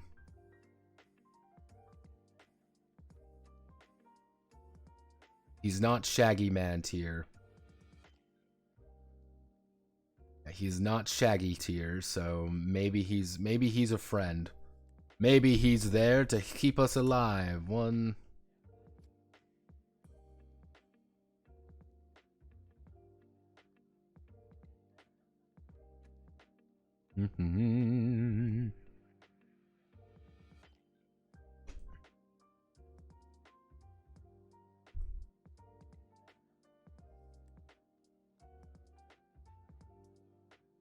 Number.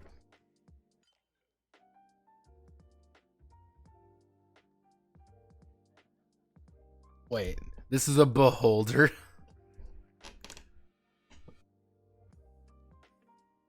Which one's the beholder? He doesn't get how it works in Polish. This gave him a sword. Oh, this is the beholder.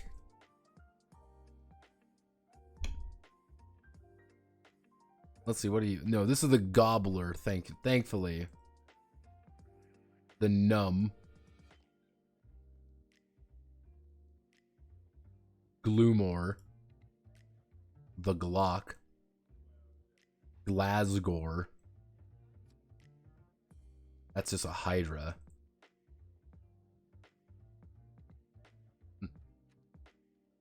Killer bees! I love giving things just funny names. Pilfer. Yeah, called the Hairy Man, by the way. That's just what his name is the Hairy Man.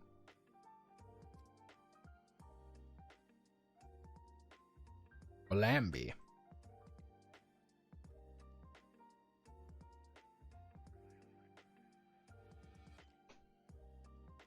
You may be cool, but are you Glamgore cool? 9, 2, 8, 0.5, 0.51.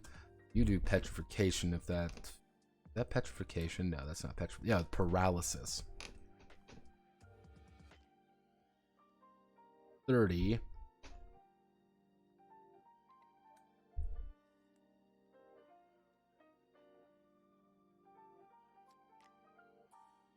Oh boy, everyone. I'm seeing a barbarian here. A flying eye with a sword. Glasgore, dude. Oh, that's even better. A flying eye with a sword. I mean, all I'm saying, Mara,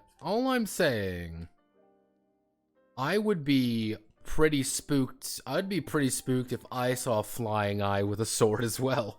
Wouldn't you? I mean, come on. If a giant flying sword shows up If a giant eye with just a sword, dangling from it menacingly showed up, I'd be like, no, fuck this, I'm out. I don't want to be here. Like, this is the last thing I want to fight. I don't know about you guys, but no, fuck that. 4, 5, 6, 7. It's always funny. Everyone is like, ah, yes, I would stand in the face of darkness and I would fight it tooth and nail. And being this like, nah, fuck that. Fuck that sometimes. Better part of valor for a fucking reason. Oh, Lord Almighty, what is your gimmick? Huh? Two-headed monster created by Blackwoods protect its money as 3 G's attacks with a sword. Paralysis 12, protection 12.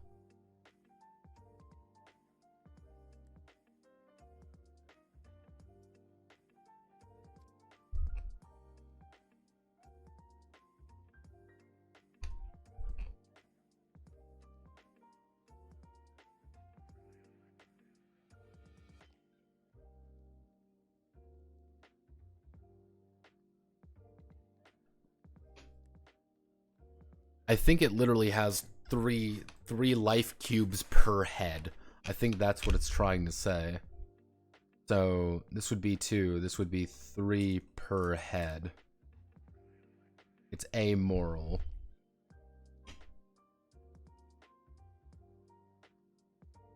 Sword doesn't do any damage. But it does do paralysis. Actually, is that... yeah, that's paralysis. Which is the real danger.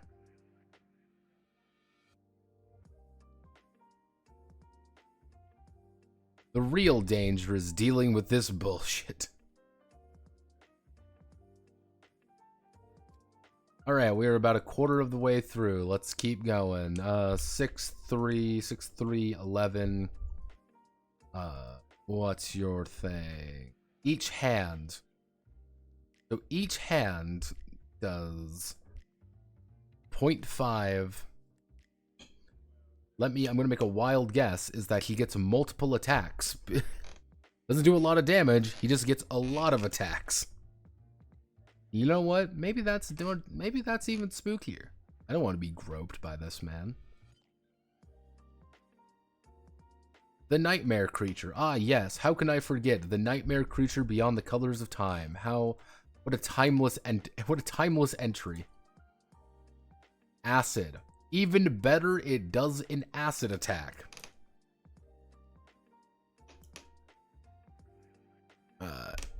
Acid attack is fun because you can't really dodge it.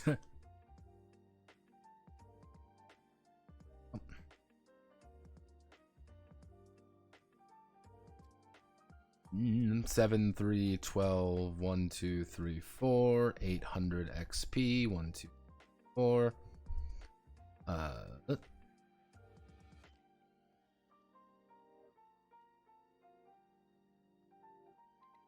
That a Demigorgon.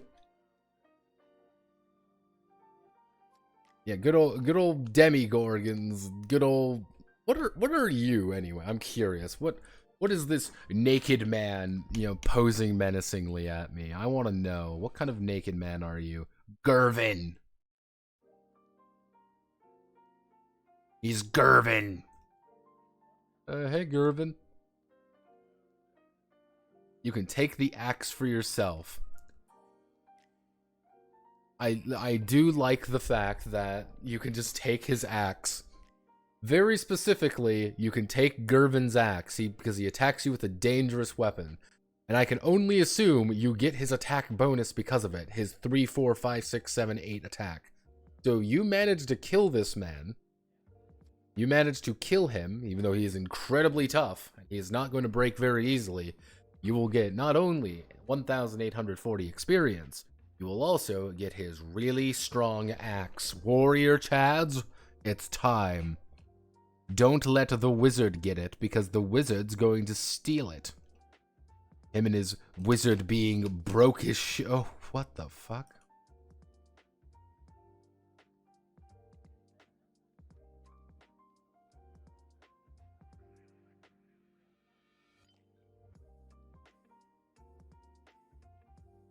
What is this? What? Huh? What?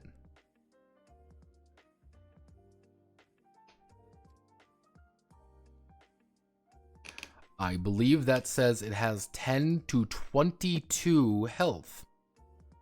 10 to 22 health. That is, that's dice, by the way. That's how many, that's its hit dice.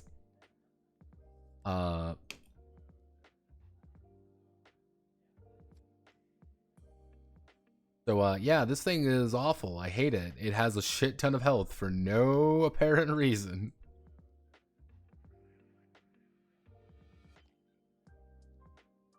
It's not even worth that much for, like, what it's, like, how much health it fucking has.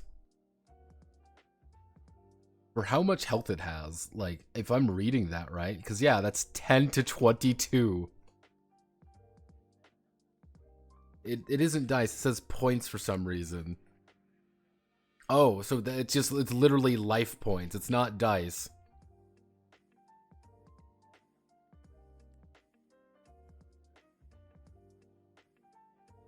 Like, it feels like the post-D&D had untranslated decently random copied art and had referred to an engineered stats, reverse engineered stats. I mean, that's like a majority of the game, it feels like. They had it, and they're like, yeah, let's do this. What does it do? I don't really know, but maybe we can wing it? Like, yeah, it's like this D20 thing. We don't have any D20s. Can we do something with D6s? You're like, yeah. How do we get 20 though? You don't. Roll D6? Okay, so he doesn't have okay, he has 10 to 22 life points.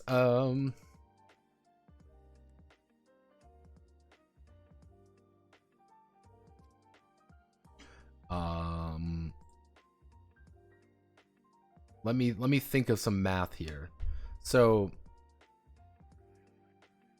we're rolling just D6s. Let's just remember this. Like, this is just D6s.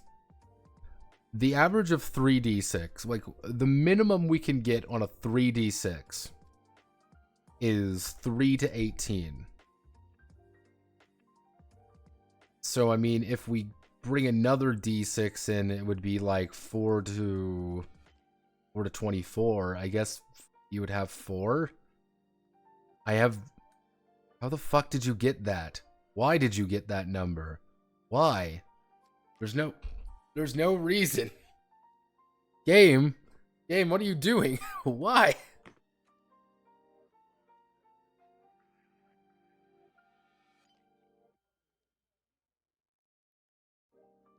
I'm losing my fucking mind.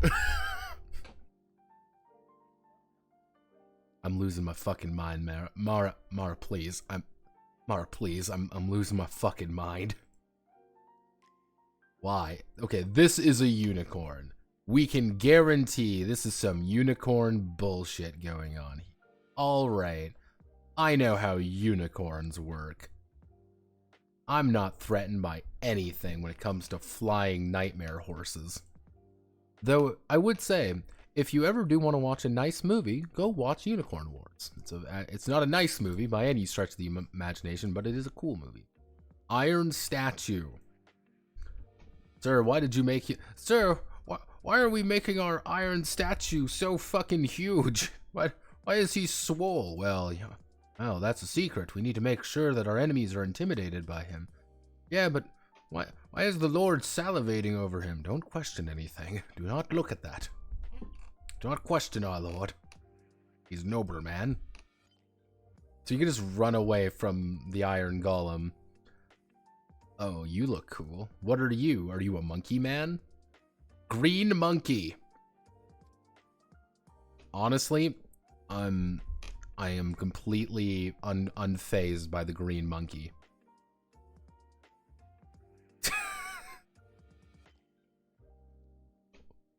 The green monkey approaches you. He looks pissed. Though, honest to God, green monkey looks like he's about to sell me some coke. It's like, hey, hey kid, you wanna buy some of my green magic? Like, I don't want to buy any green magic, sir. I'm a good Christian, I'm a good little Christian boy.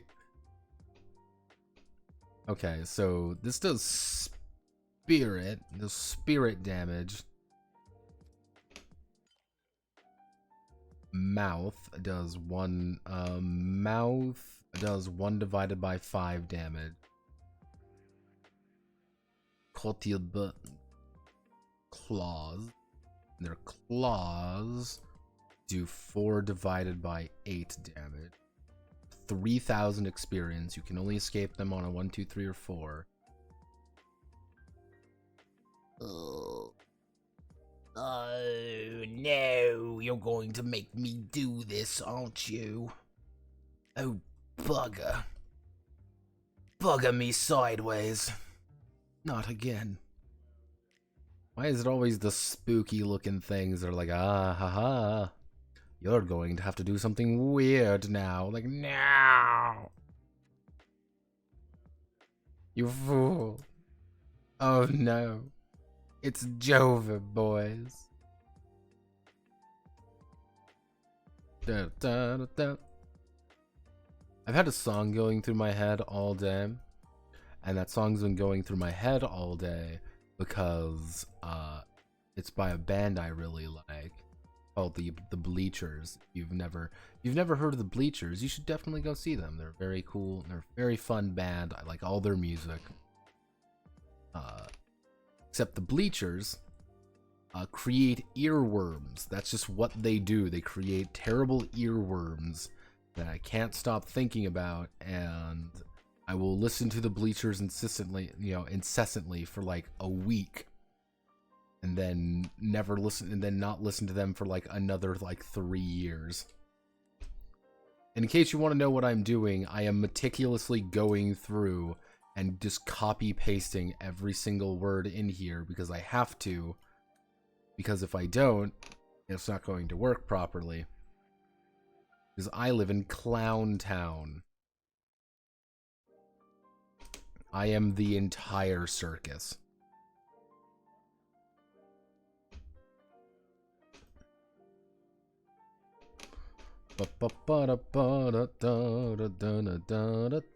See, this is nice and straightforward. I like nice and straightforward.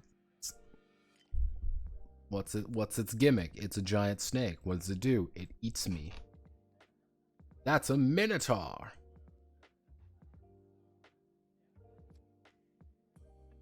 It's slang for breath. It's the ugliest gold dragon. You like gold? Come on. He's our gold dragon. Truly, he's literally us. He's literally me, everybody. 3, 7, 12, 1.5 to 2.5, 3, 4, 5. You just gave up there, didn't you guys? 1, 2, 3.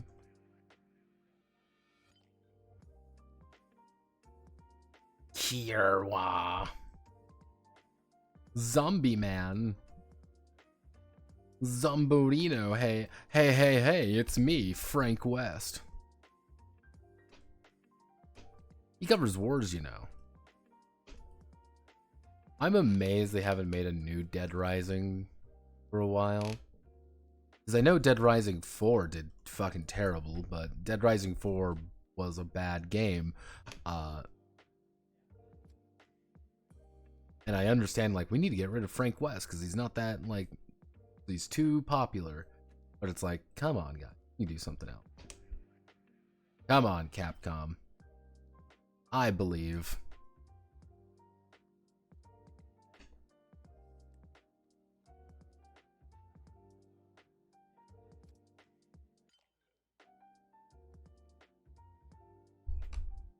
I believe in Capcom.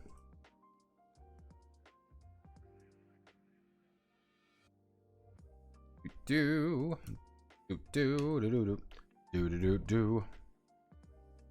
They are amoral. They do spirit damage. Spirit, this mouth most likely. Yeah. 5, 6. That's claws. 4, 5, 6, 7. 6, 7, 8. It does 9,000, gives you 9,000 experience.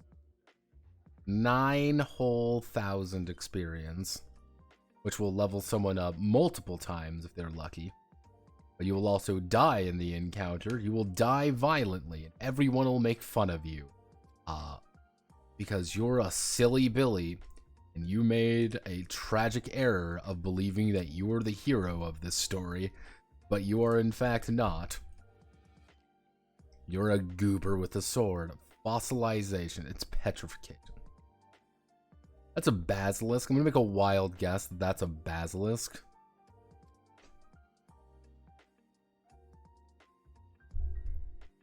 Are you a basilisk? Tell me, are you a basilisk?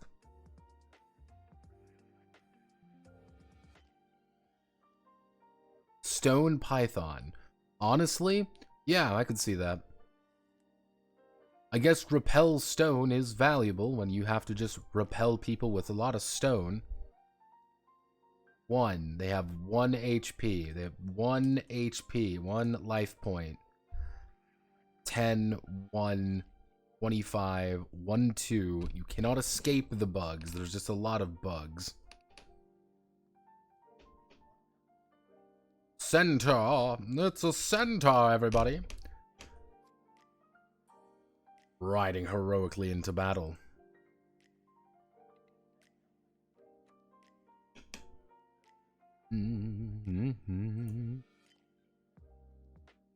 Hooves.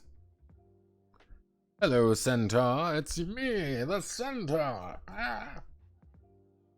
All I'm saying is if the wizard manages to kill him, the wizard kills the centaur, he'll level up like twice. So, hey wizards, start killing centaurs. Oh yeah, I forgot. These are, clerks, magicians, and crowns are given to this. They are all referred to as the same in this game. I have no idea why. It just do be that way. Only 2 creatures so far in this game, makes more than 1 attack per turn. I'm a fan of PBTA. I was wanting to make Gravity Falls game considered Monster of the Week, or that or Call of Cthulhu. Like the thing is, PBTA is fine as long as you know what you're doing with it. Like, if you want to make a Gravity Fall, like, if you're honestly thinking about making a Gravity Falls game, you can look into something like Gumshoe. You can look into pretty much any investigation game. BRP, of course, works.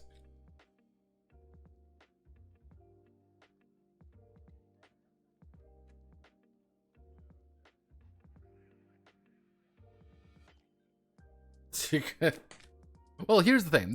You got to remember this words. This is a very important thing. This is a very important thing to note.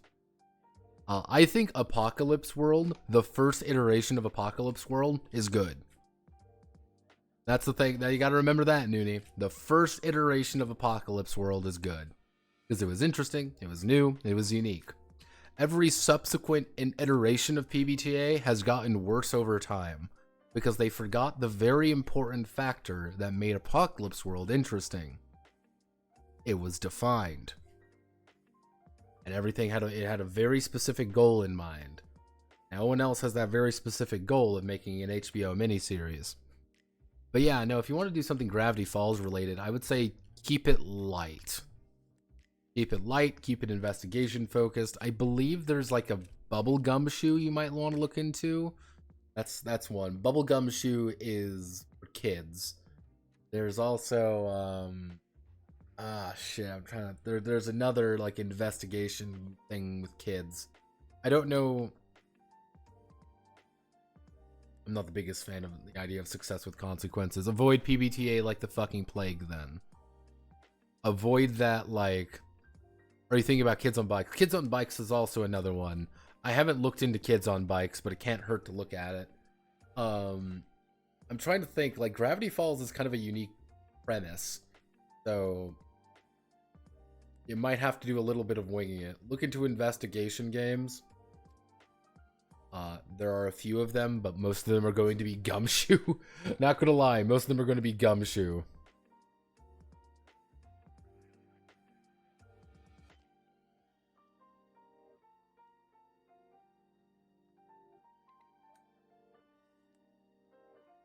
And of course, BRP is always reliable, you know that. A wizard can kill a stone dragon at level 0 and get 9,000 XP. Fun fact, if the wizard finds an ability to kill a stone dragon at level 0, what'll happen, this is very important, what'll happen is that they will get no XP. Because usually those spells, no, don't worry, getting off track is the fucking MO here. That's the funny thing, because you don't get any XP for doing that. You lose all of the game points. That's the important part.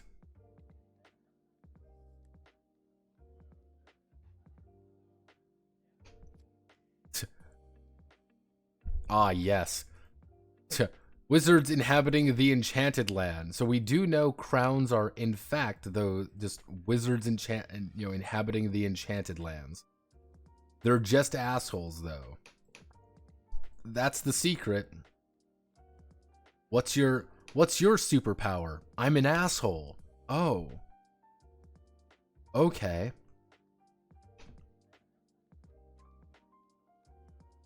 Many such cases.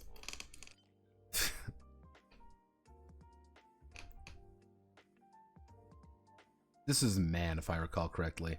Core. A good magician. It's necessary to play dice. Usually 1 to 2 times. Disappears. Harmless and safe. Fucking, it's just the dice wizard, everybody. What's your superpower, dice wizard? I fucking fuck your day up. He is of no danger to you. 05 amoral.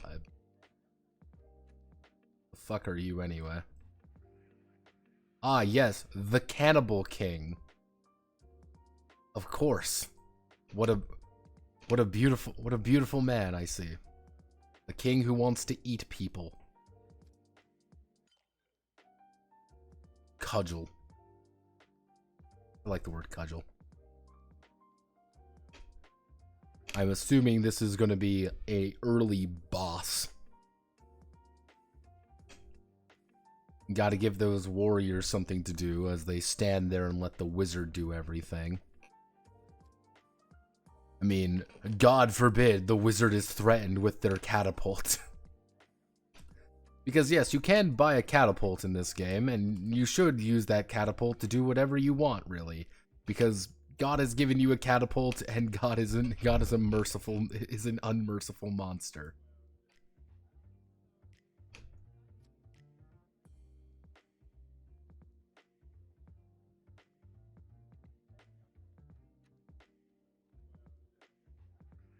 What?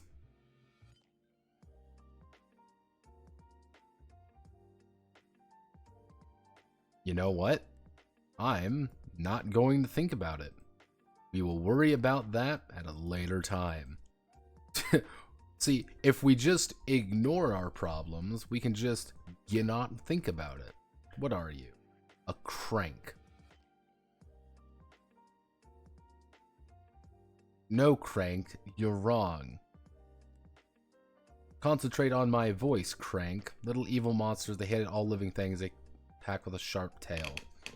1 life point. One life point. They have 1 HP. They are amoral, they deal 5 damage, are worth 350. Why are they worth 1 life point? I don't know. They just are. Monkey. 1, 6, 12. Monkey. Spike. 1, actually no, Spike. 0, 1, 1.5, 2, 3, 4. They are worth 10. 1,500. You can escape on a one. I have noticed it's very easy to run away from most enemies if I'm looking at if I'm doing this math correctly. Like, it's very easy to just leave. Like, I don't want to fight this. This is terrible.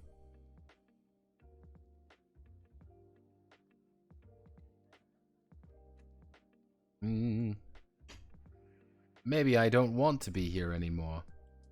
Daddy, I don't want to be at Willy Wonka's Magic Factory. What is this thing anyway? Tell me more about the Velociraptor. Ah, yes. The Red Dragon. The dragon. Kronk.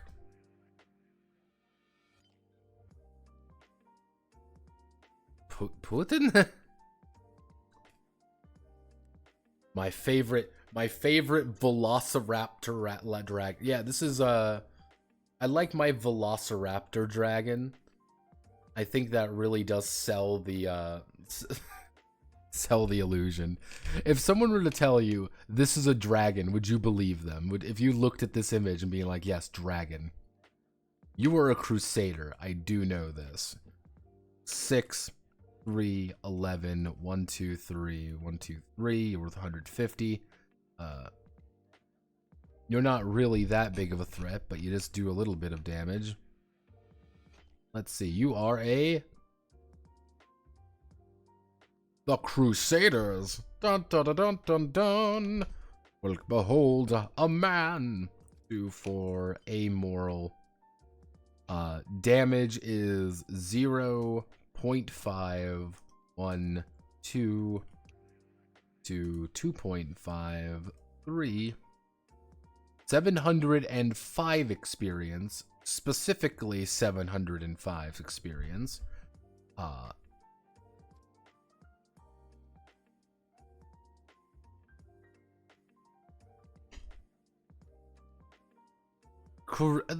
Welcome to the Kriegler. Oh, it's me, the Kriegler. Oh, do you want to enter my magical realm? It's me, the Kriegler. No, Kriegler, I don't want to go to your magic place. Go away, I'm scared. What's that in your pocket, or are you just happy to see me?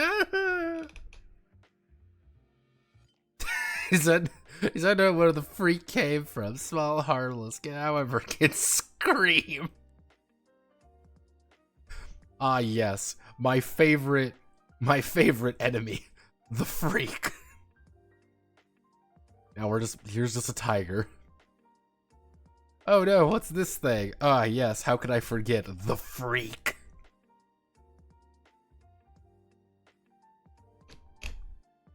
Like, is this a tiger? What the fuck is this? Lion. The lion... The lion is worth less XP than the Kriegler. Worth less XP than a crusader. A crusader can kick a lion's ass. So I got a question for you all. This is a very important, very detailed question that is essential for this stream to continue. Do you believe that a fully armored crusader could kill a lion? I think so. A fully armored crusader fighting a lion, let's say like just a fucking pit. Like, yeah, I would say that. I think the lion would fuck him up. Like, I think a lion, if he got a good jump on him, he got the first pounce in. I don't think the crusader would be having a good time. But yeah, I wouldn't want to do that. He is not wearing full plate armor, by the way. He only has an AC of 6. So he is wearing, at best, chainmail. If he was wearing plate mail, he would have a lower AC. So we can assume that he has chainmail on. And a shield that apparently doesn't do anything for him.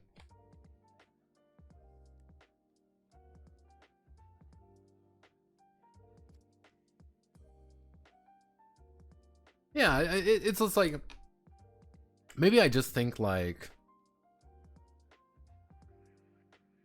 maybe I just think that it would be like, hey, this is a lion. Like, lions are fucking huge. I mean, technically you can do a full fight between a crusader and a lion if you want, and just see how it goes. Because hitting is not difficult in this game. It really isn't, because you just need to beat their AC, and their AC is never really that high. Especially because you have a die that lets you, roll a 12 on a lot of things. Is it a D20 system?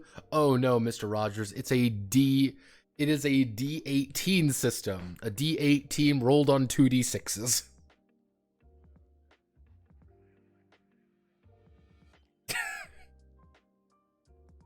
You may be wondering, how do you do a 2D8? I don't understand. Yes, this is a D18 system. How you do it, if I want to make a check, let's say this lion is attacking you. Like, oh no, this lion is attacking me. I'm going to roll 2d6s.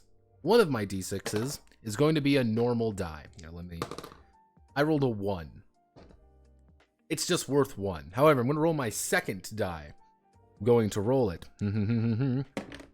I rolled a 4. As you can see, I rolled a normal d6, and your second d6 is actually a d3 with 0, 6, or 12 on it. Does that make any sense? Probably not, but don't worry.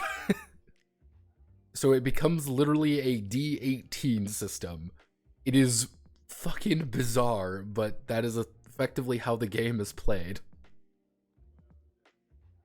I am so confused. So what did you just roll? So here, I'll bring it back up on screen, because this is a very esoteric system. So it's a 2d6 system. We have 1d6. No, don't worry, Mr. Rogers. This is normal. 1d6 is normal. Has 1, 2, 3, 4, 5, 6 results on it. Easy enough. The other d6 is actually a d3, but has a 0, 6, and 12 on it. That's what it is. So technically, the results would be 0, 0, 6, 6, 12, 12. So if I roll my first die, the normal d6, and I got a 6, and I just got a 6, for example, cool. I do 6 plus, I'm going to roll the d3. I got a 2 plus 0, so I would end up with a 6. So if we do that again, taking my dice here, shouldn't the second d6 just be multiplied by 2? No. Why do it like this? We haven't got that far. So using this, I rolled a 3 on my 1, but I got a 6 on it. So I add a 12 now for a total of 15. I get it. That's still stupid. This is, we've got some people who are coming in here, so I'll tell why Enchanted Country is a little bit weird. Enchanted Country is AD&D First Edition. This is important. This is AD&D First Edition. Translated into Polish. Translated into Russian. Reworked into jank slang Russian. And this is where we get it. And now, the guys who translated into jank slang Russian into their own game worked exclusively on Russian Monopoly in 1990. Welcome to Soviet. The guys who made Soviet Monopoly wrote this game. It is basically percent, but D18. Yeah, it is, it's a very strange system, and I can tell you exactly what's the bell curve. There is no bell curve. It's so good. We're so deep. Yeah, it's one of those things where, like, if you think about it, it's like, hey, how do we do this D20 thing? We have this translated copy of AD&D First Edition from Polish, from English. We are 80% sure we know how this works, but how do we get the D20 to work? How do we make a D20? And Ivan goes up and he'll be like, "Comrade, we do not have a D20 here. We're in the Soviet Union in 1990. The only thing we have is misery." So they're like, all right. However, we have D6s because we make all these fucking Monopoly games.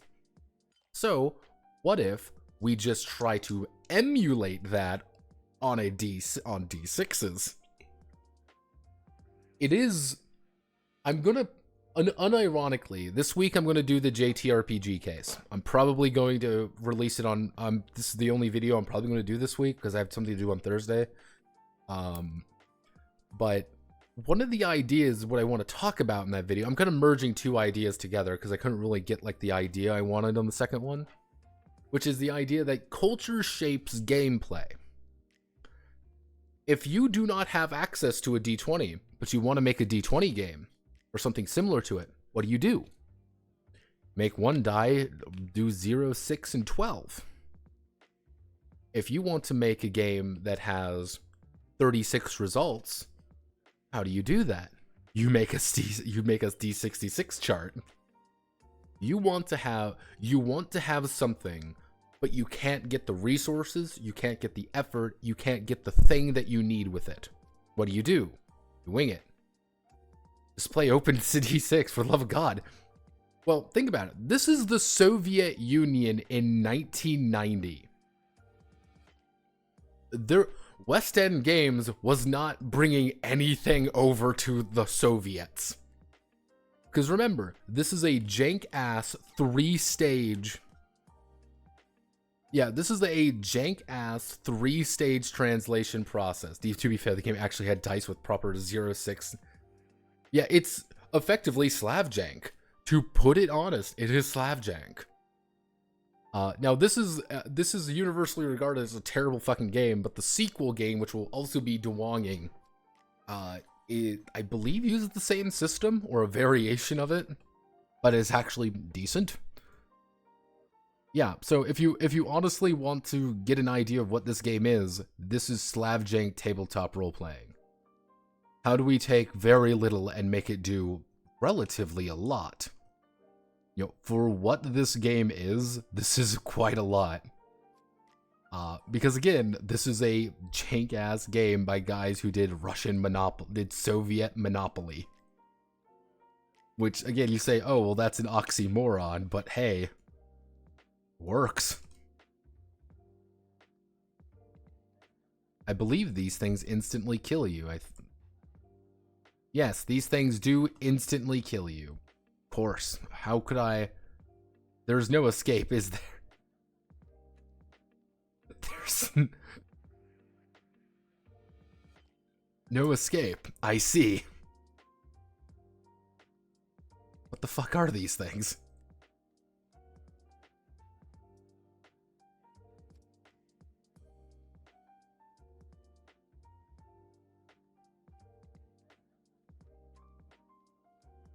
The Velcro. Or Lapuka. A gelatin wraps around the entrance to a jet. Break Velcro 5 or else. Lives in castles.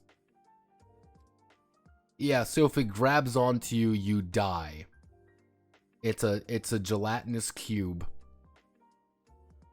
That's what it is. It's just a gelatinous cube that instantly fucking kills you if you look at it. Oh, they have 5 armor class, not 0.5. I clean my screen.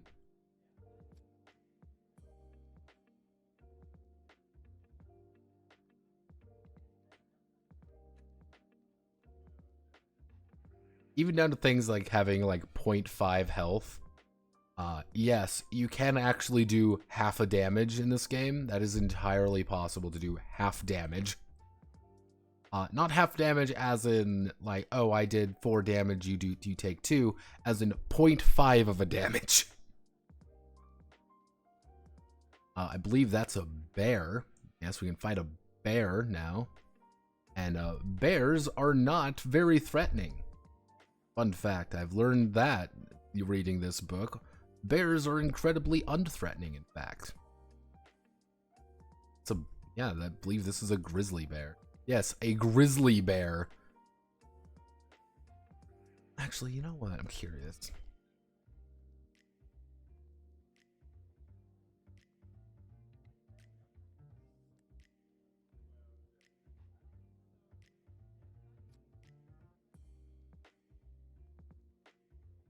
Okay, a grizzly bear can take on a lion pretty accurately. All right. So grizzly chads, we keep winning.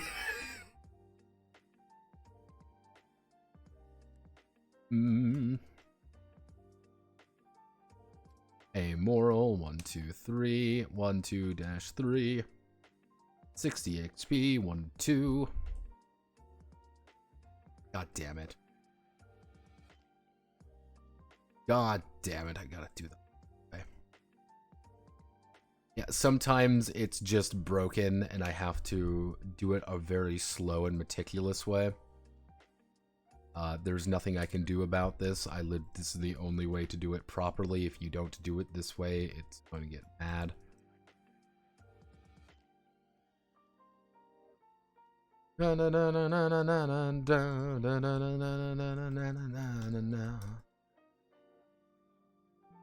At least we haven't run into too many enemies that do weird points of damage that don't make any sense.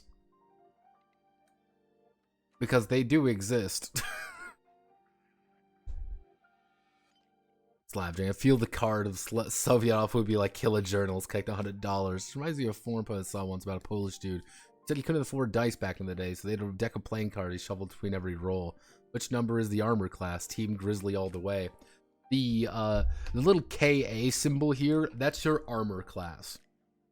This is your give me 1 second. I need to get these are your life cubes. Your life cubes, which is your hit dice, which is the number of d6s you're going to be rolling. For example, where was the one that we encountered up here?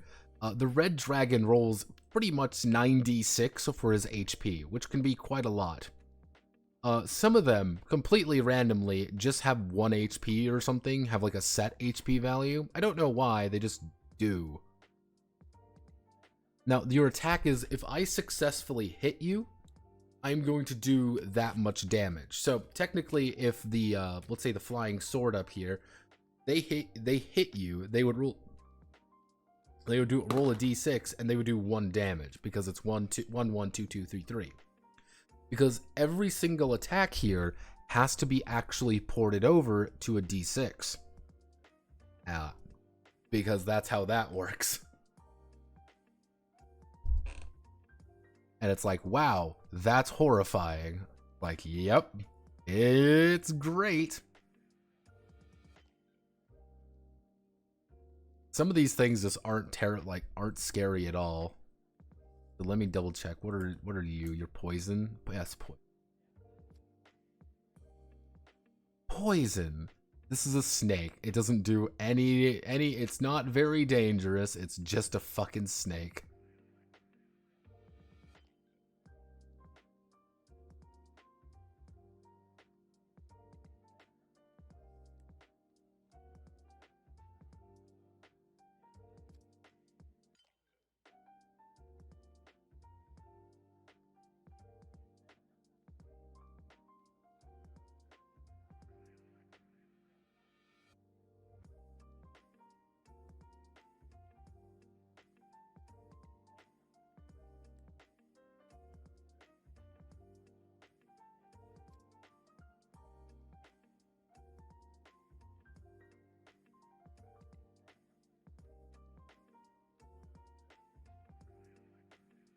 There's text here.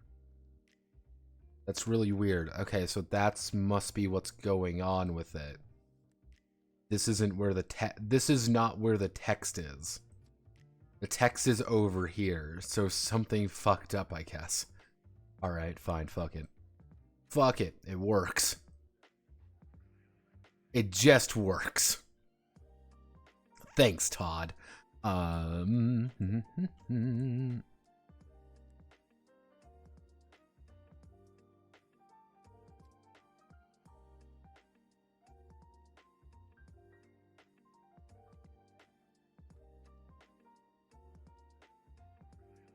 I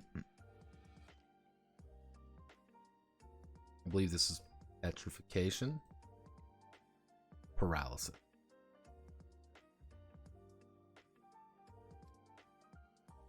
Let me guess, it's gonna be 5, yeah. It's strange because there is a consistency to things. I will say that. There is a strange sense of consistency, I say, as the Slav squatting lizard man is here. Have no fear, everyone. I found the Slav wizard. I found the Slav. Thank God I found him. He's here, everyone. I found him.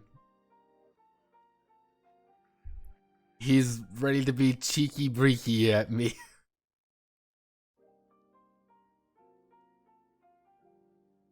Truly, what a hero. I mean, poison deals 1d18 damage if you fail a luck save. Like, yeah.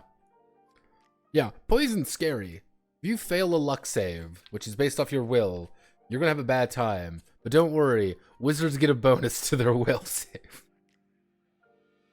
Never forgetty that wizards are allowed to just win every encounter. Wizards are by far the most powerful entities in the game, or they are one of the weakest. It really depends on how spells work, because they never actually say. They never actually dictate how spells properly work. So there's no understanding of whether or not you actually can, you know, recover them. There's a very distinct chance you cannot recover spells. They never say it. They never talk about it. You just might not be able to.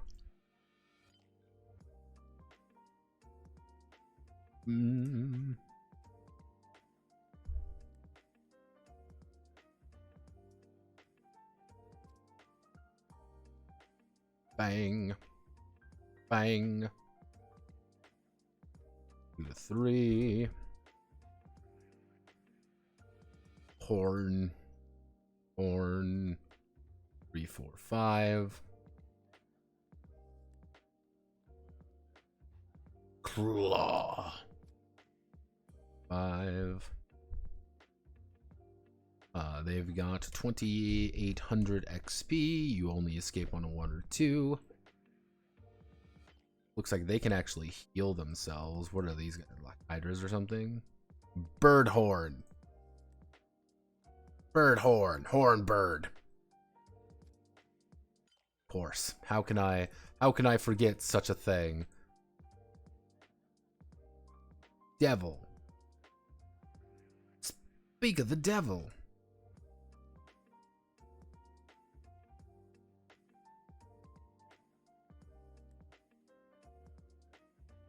Is this literally just devil? Oh, outlaw. So he's an outlaw. Oh, I get it.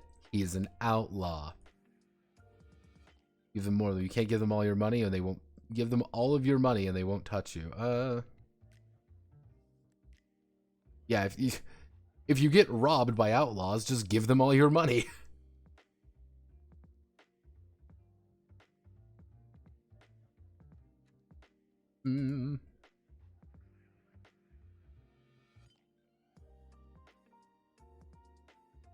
I love getting robbed. I love having robbed like getting my fucking shit robbed mechanics. 7, 3, 10.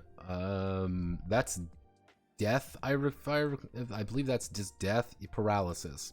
They deal no damage. They just paralyze you. Paralysis.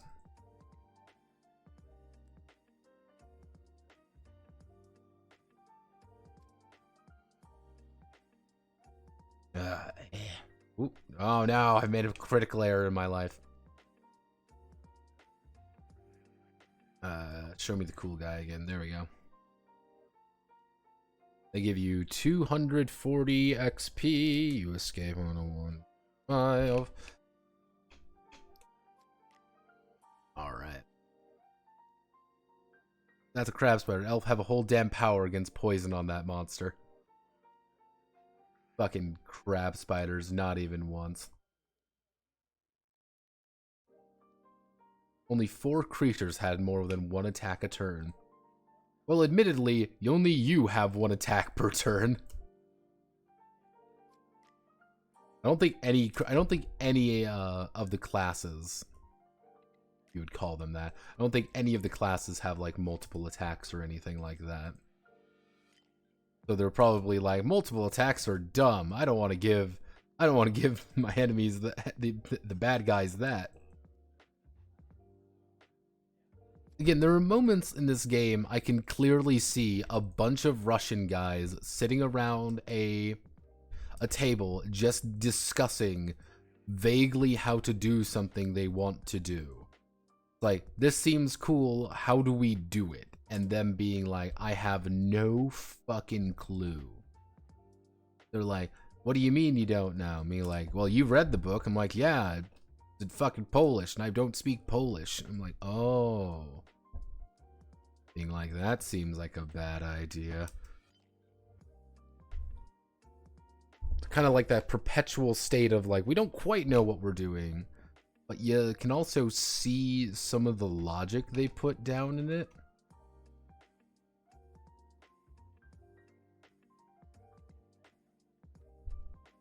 There is clear logic and intent behind things, but I don't know if it's just complete insanity or it's just they were improvising with bad ideas, if that makes sense.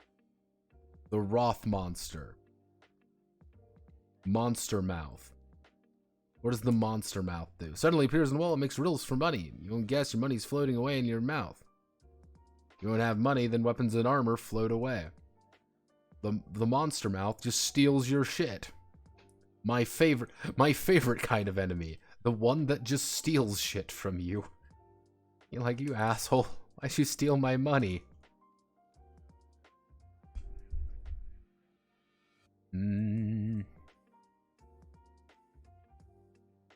Ah.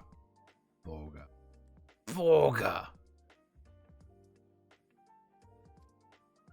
Okay, so that's life point. So that's life point. So, but what's this?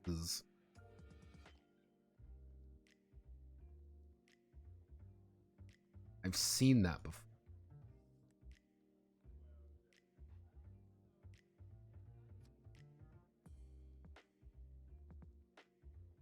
That's not very helpful, but let's see.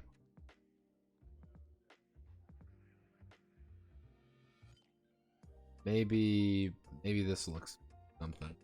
Let's translate. Love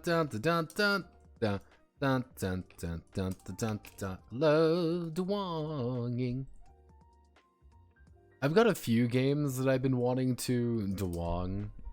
This one's kind of one of those ones that it's more curiosity than anything. After this, I probably will do another video one.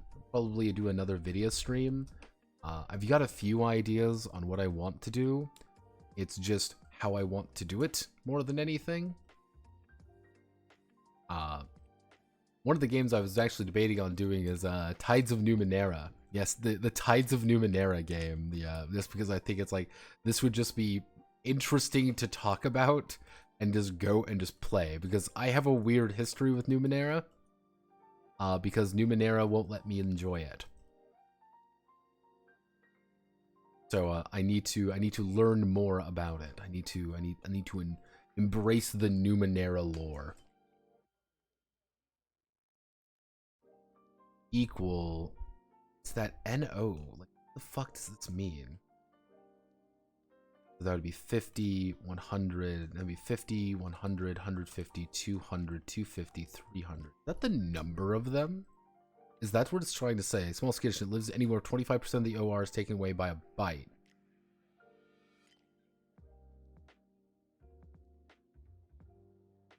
What?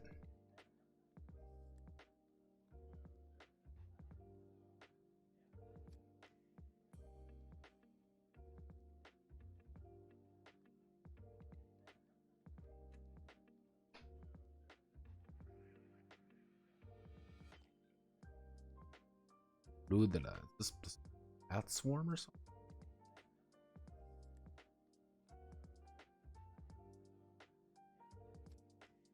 Wait, is this game points?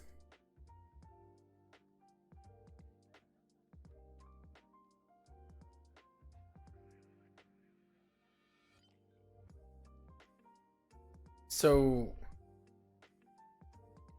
Oh god, okay, I was just like, that looks familiar, I've seen it before, it's fucking game points. So yeah, that's what it means, this is your game points. It's your GP. So, yes, it does quite literally steal your XP. Ah, understandable. How foolish of me to understand that it can do that. So this is life points, but also game points. Like, that's the entire idea. It can take away your fucking game points. It eats your XP. Why would you be as evil to ever bring that to your players? Why would you do that to them? You poor creature.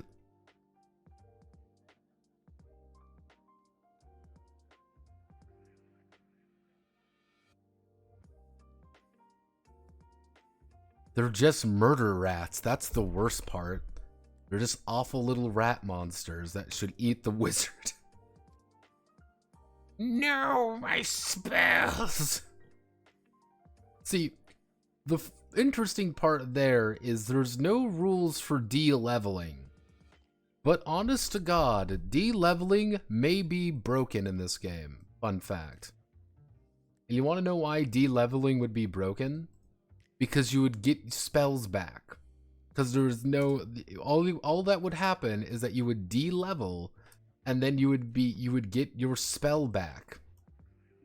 You would get the spell... You know, it's like, yeah, hey, because there's no way to recover spells in the game. So it would be like that. T-level, you just keep a fucking XP eating rat on you at all times to de-level you so you can get infinite spells. Guys, I think we found out how to break Enchanted Country. A fucking... God, it would be 30-year-old Soviet Russian RPG. Yeah, don't worry everyone, we can break the game now. This is the kind of Kino you want.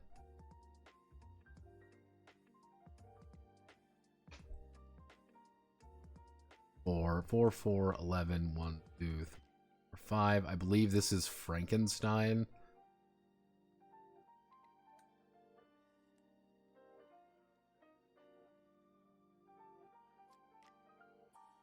What are you, buddy? Square. Square. He's a square.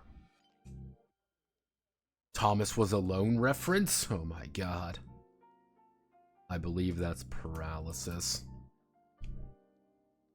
Truly. Maybe I should play Thomas as alone. Just feel sad.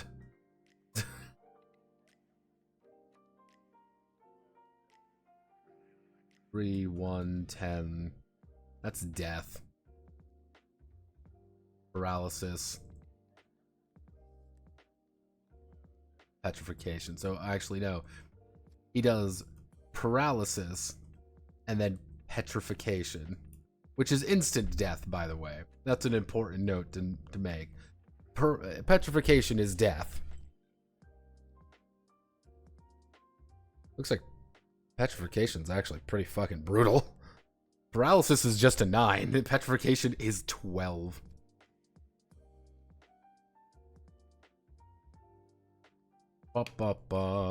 They're amoral. Interesting enough, though, you can actually force them to escape. The specter, you can make them run away. They are possible to be feared. I do enjoy that. Horn and Scythe.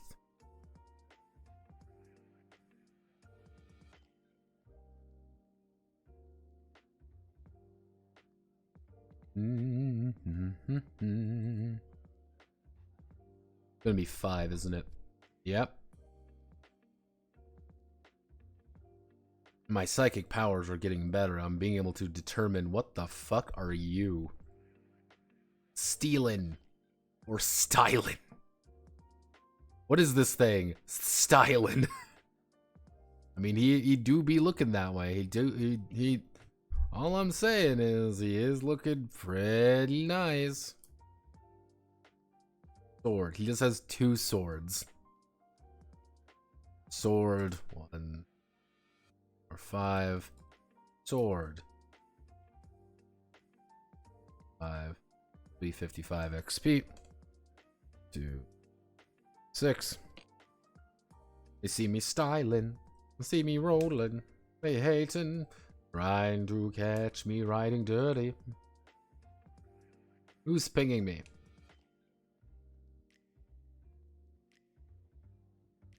Bag of rats. XP eating rats. See the rules for spell? There is no. That's the funny thing. There are no spell preparation rules. Every level you get a spell. It has a number of uses. They do not elaborate further. They legitimately do not elaborate any further on that. There are spells, you have a limited number of them, you cast them, that's it.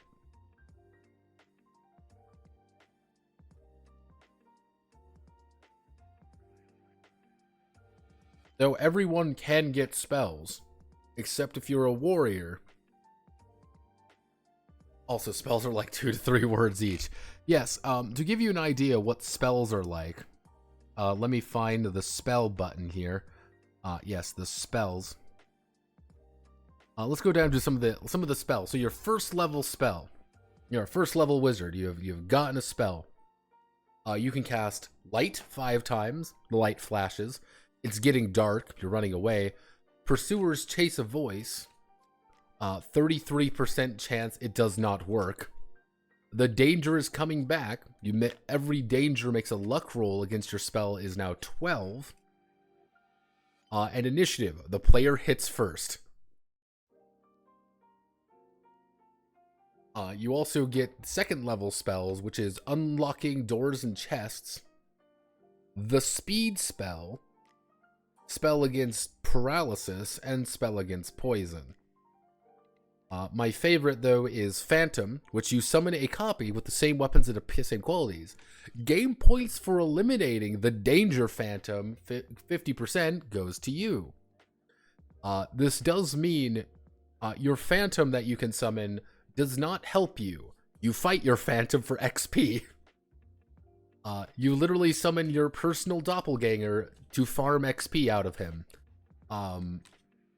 Have no fear. I cast you. Now neither of us will be virgins. Stabs in the cup. Now, interesting note here as well. You do end up with things such as gold 2, where you just get 1,000 gold. Or you end up with gold 3, where you get 2,000 gold. You also end up with Death Ray, which just kills anything. Up to 5 enemies, you point and they explode. They have to make literally a difficulty number 15 check. If they fail, they die. It does not matter what it is. It does not matter its context. If it fails that luck roll, it automatically dies. Now, you may be wondering, well, this obviously has some limits, right? No, it does not. You can cast it on anything. Even things that you shouldn't be able to, because it's Death Ray. It will kill it, because it's immortal. Ooh, give me one moment.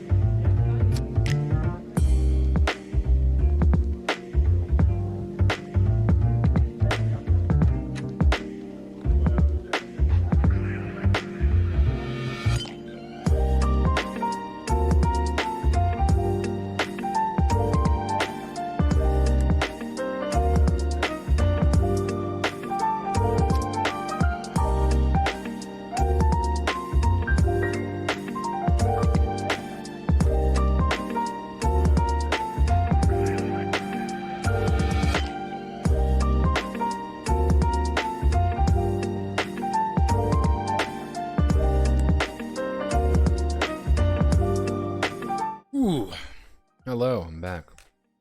So, it really has no spell recovery, huh? Wow, that's dumb. Yeah, welcome to Enchanted Country. We didn't think about that too far.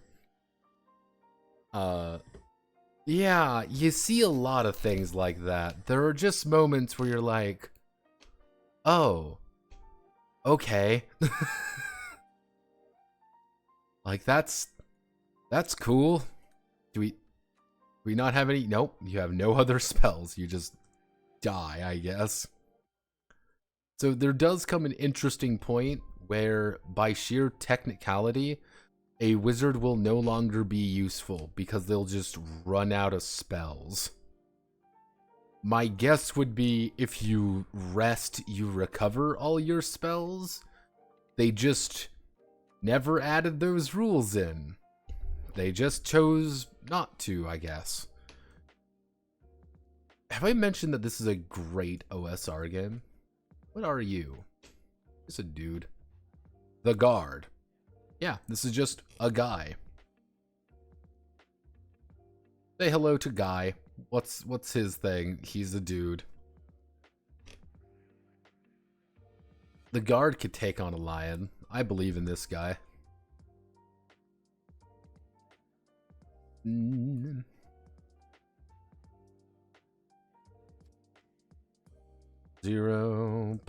0.51, 1.5, 35.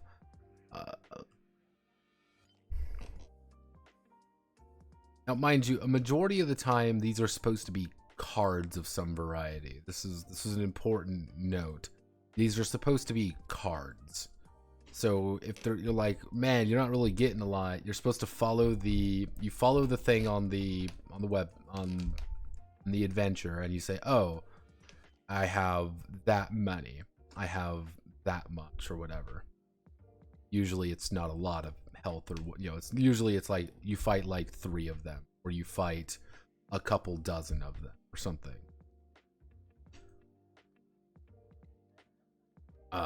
Bite. The bite of 85. Ooh.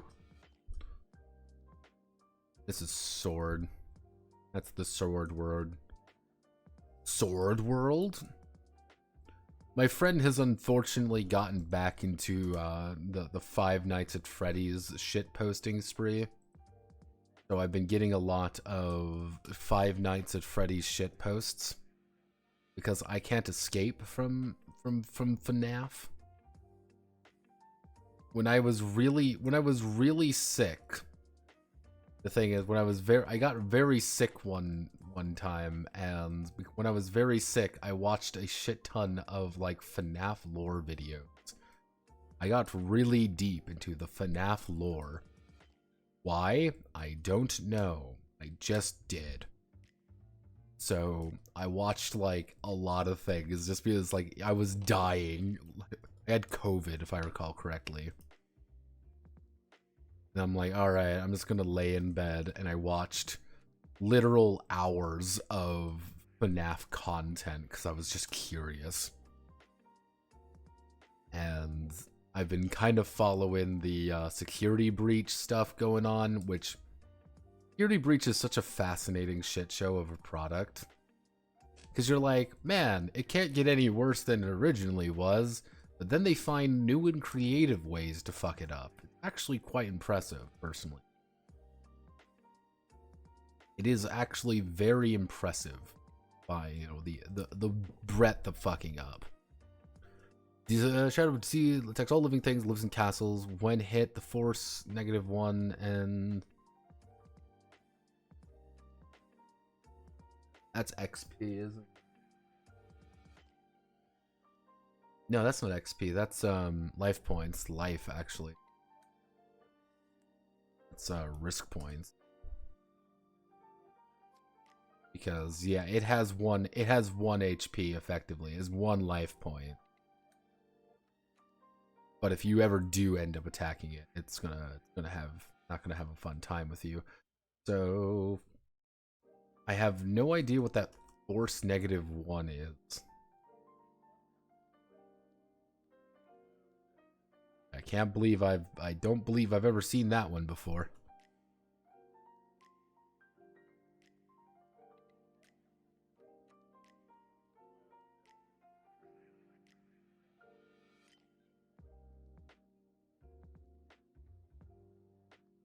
That's inconvenient. Okay, so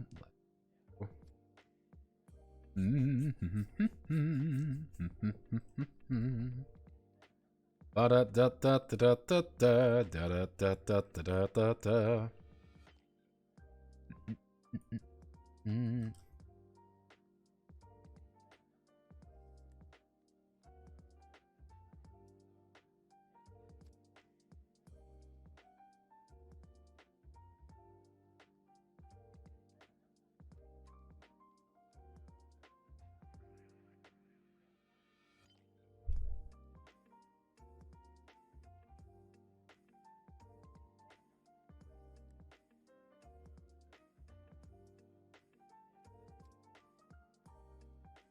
Technically, it's a forest troll, it looks like. Maybe a...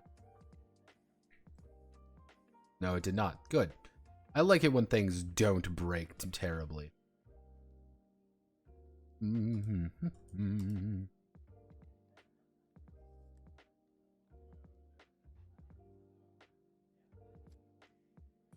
Just for some reason, forest was not a real word.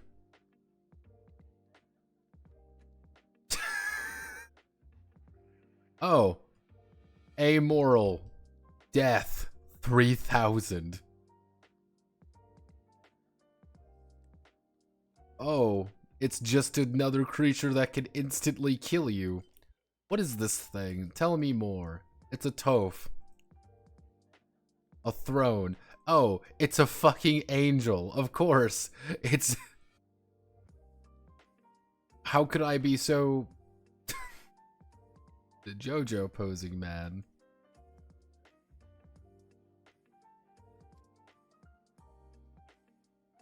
Of course, the JoJo man. That is... I believe he just wants to play dice games with you. FNAF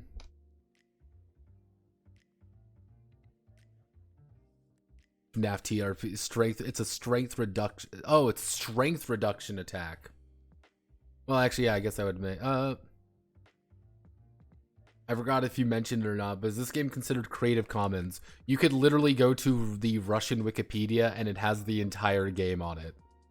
Literally just in there. I don't even think it is like Creative Commons or anything. So I know there's a decent chance you could make an official FNAF TRPG if you just asked.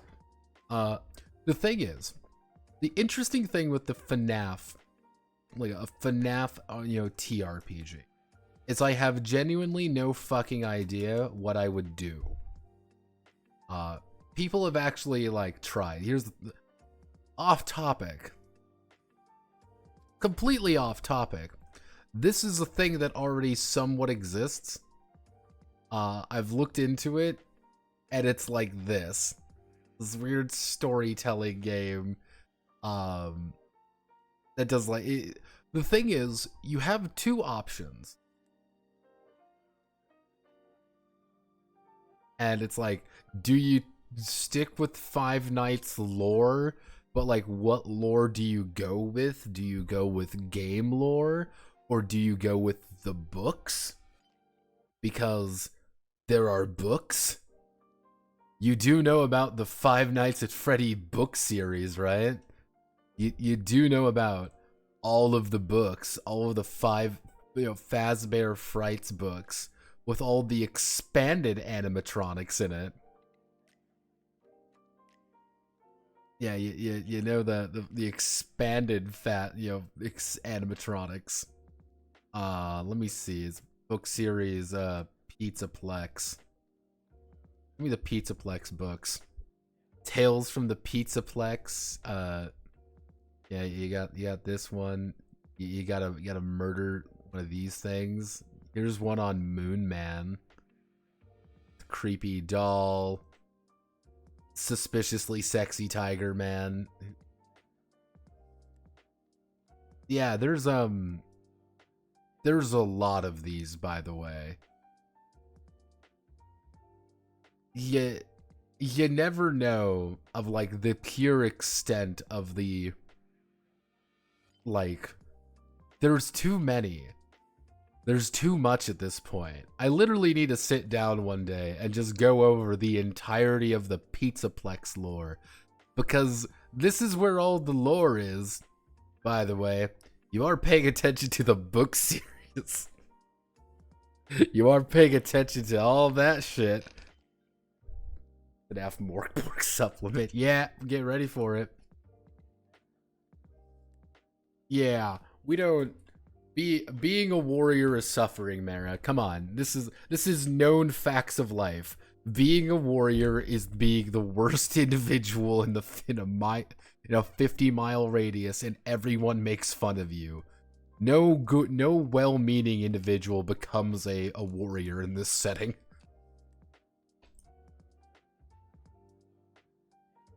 Only sad people become the warriors. Sad people and the poor.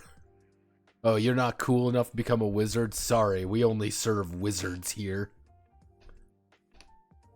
Warrior lives do matter.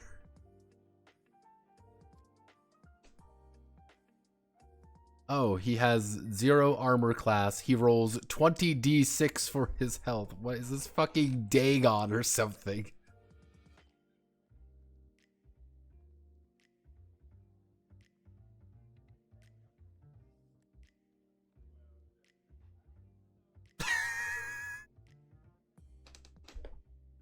FNAF Mork supplement. It's happening soon. Frankenstein, guys, we found Frankenstein. We found Frankenstein, everybody. You know, they made a video game out of it, so I watched the Let's Play. Depressed boomer dude started Warrior and said it easier. The hell? Like, because the problem with Wizard is that you start with one spell. And your one spell is light, dark, act first, don't do anything. So I guess the idea is that it's like, oh, wizards are hard early game, so you need to like ramp up to be stronger later. I guess that's the gimmick, you could say. But I don't know. It's so strange.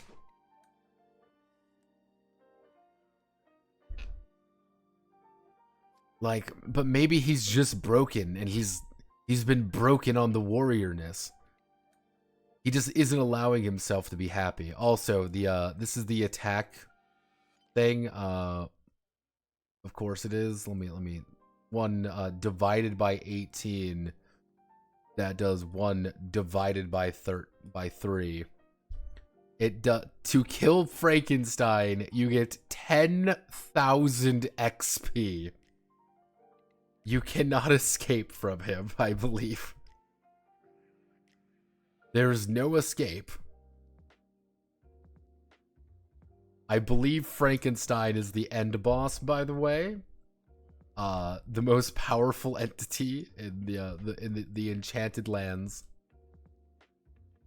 The main danger lives everywhere. Central Horde. Frankenstein, when wasted and sprinkled on his head of the dead, revives him. 2 extreme horns give him +7. Let's see. Each you wash them down with a glass of wine. So you get extra game points? Oh, you get extra life.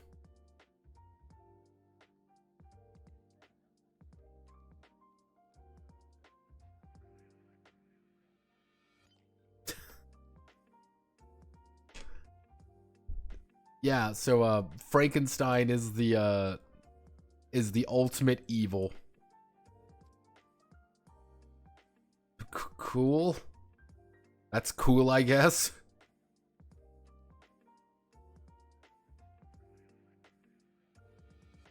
Are you a bad enough dude to kill Frankenstein? The fucking sea monster. Why is he a sea monster? Why is Frankenstein a sea monster? I don't understand. I'm missing some. Am I missing some Frankenstein lore somewhere that, you know, Frankenstein became a sea monster, that he became fucking Dagon? Yeah, is that the secret? Am I missing some piece of lore? Some Franken lore? I know they keep trying to expand them out to be a franchise, but you know, maybe we shouldn't do that.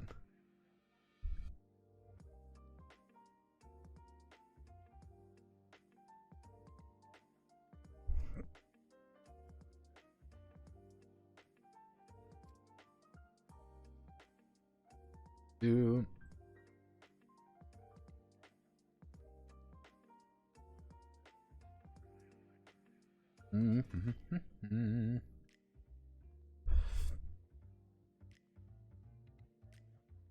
Is this a homeless person? Human. He's just a dude.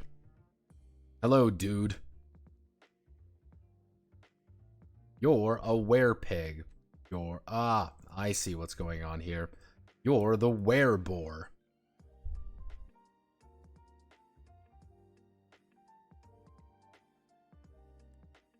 All I'm saying is the wereboar ain't putting up that much of a fight.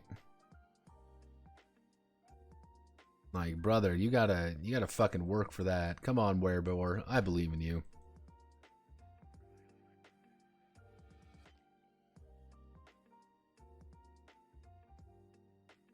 It's a werewolf, but he just turns into a slightly larger wolf. Oh, what the fuck are you? Werewolf Bear Man. Ah, yes, the Bear Man.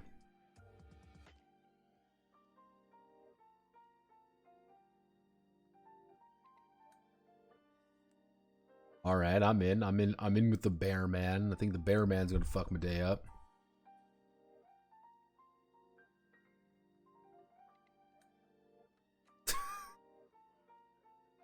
See, this guy's got the right, this guy's got the right idea. He's just bringing a sword to this fight. He's like, fuck you. I'm not worrying about all this other fucking shit. Fuck you, man. He is bringing the sword to this fist fight. Everyone else is turning into monsters, and he's like, no, I don't think I will be. I think I'm just gonna turn into a goddamn. Yeah. Oh, that's a Shogot. That's a flying Skelly Skull.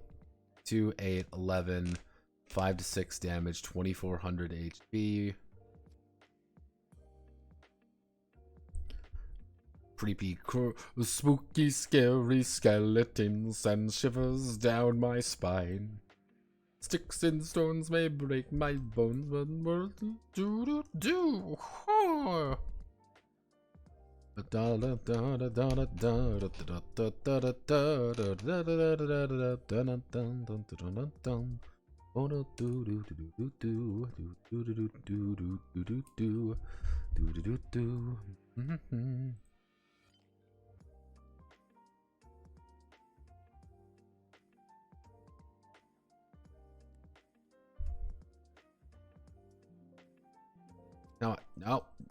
No, give me what I want. Give me what I fucking want. I know you have it.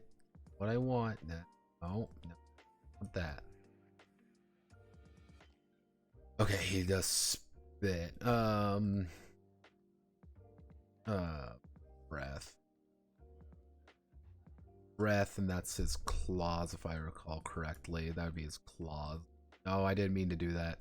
Claws, mouth.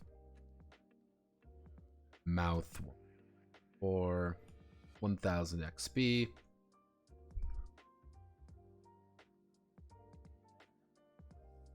What, is he fucking extorting you or something?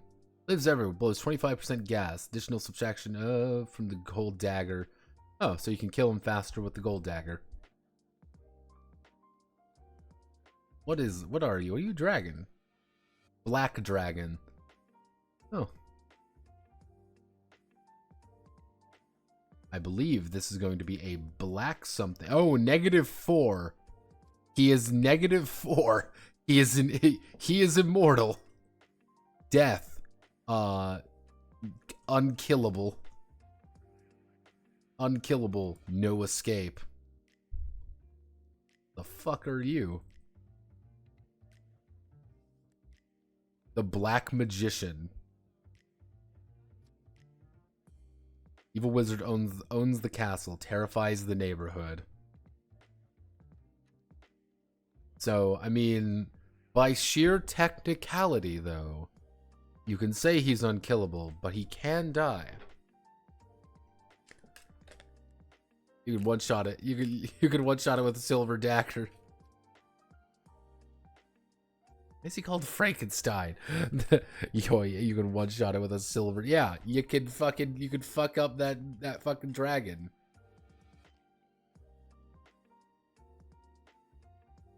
See, what you really need to do as what you really need to do as a right and proper warrior is immediately bully the just immediately fucking bully the wizard for all of the magical gear, because you can use everything.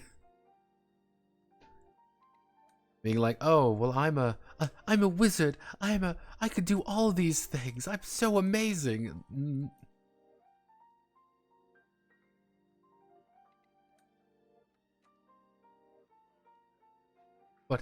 What's this? Great chatter. An elf with wings on his back. 50% lies to questions. Pixie elf. It's the pixie elf, everybody. What is... No. No.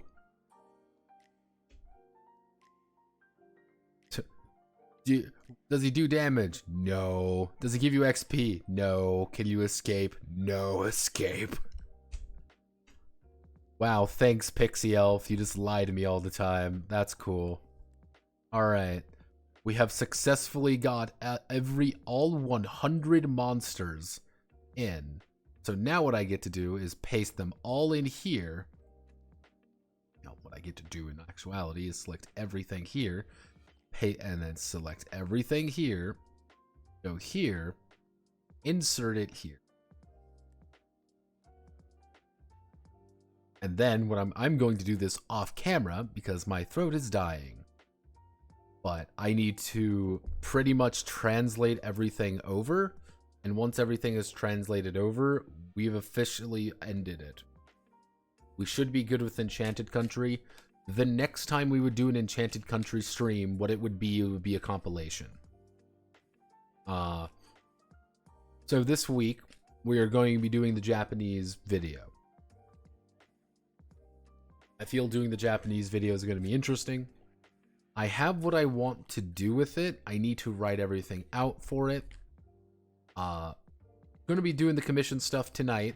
Going to get all that sent over. Hopefully we get payment and everything relatively quickly.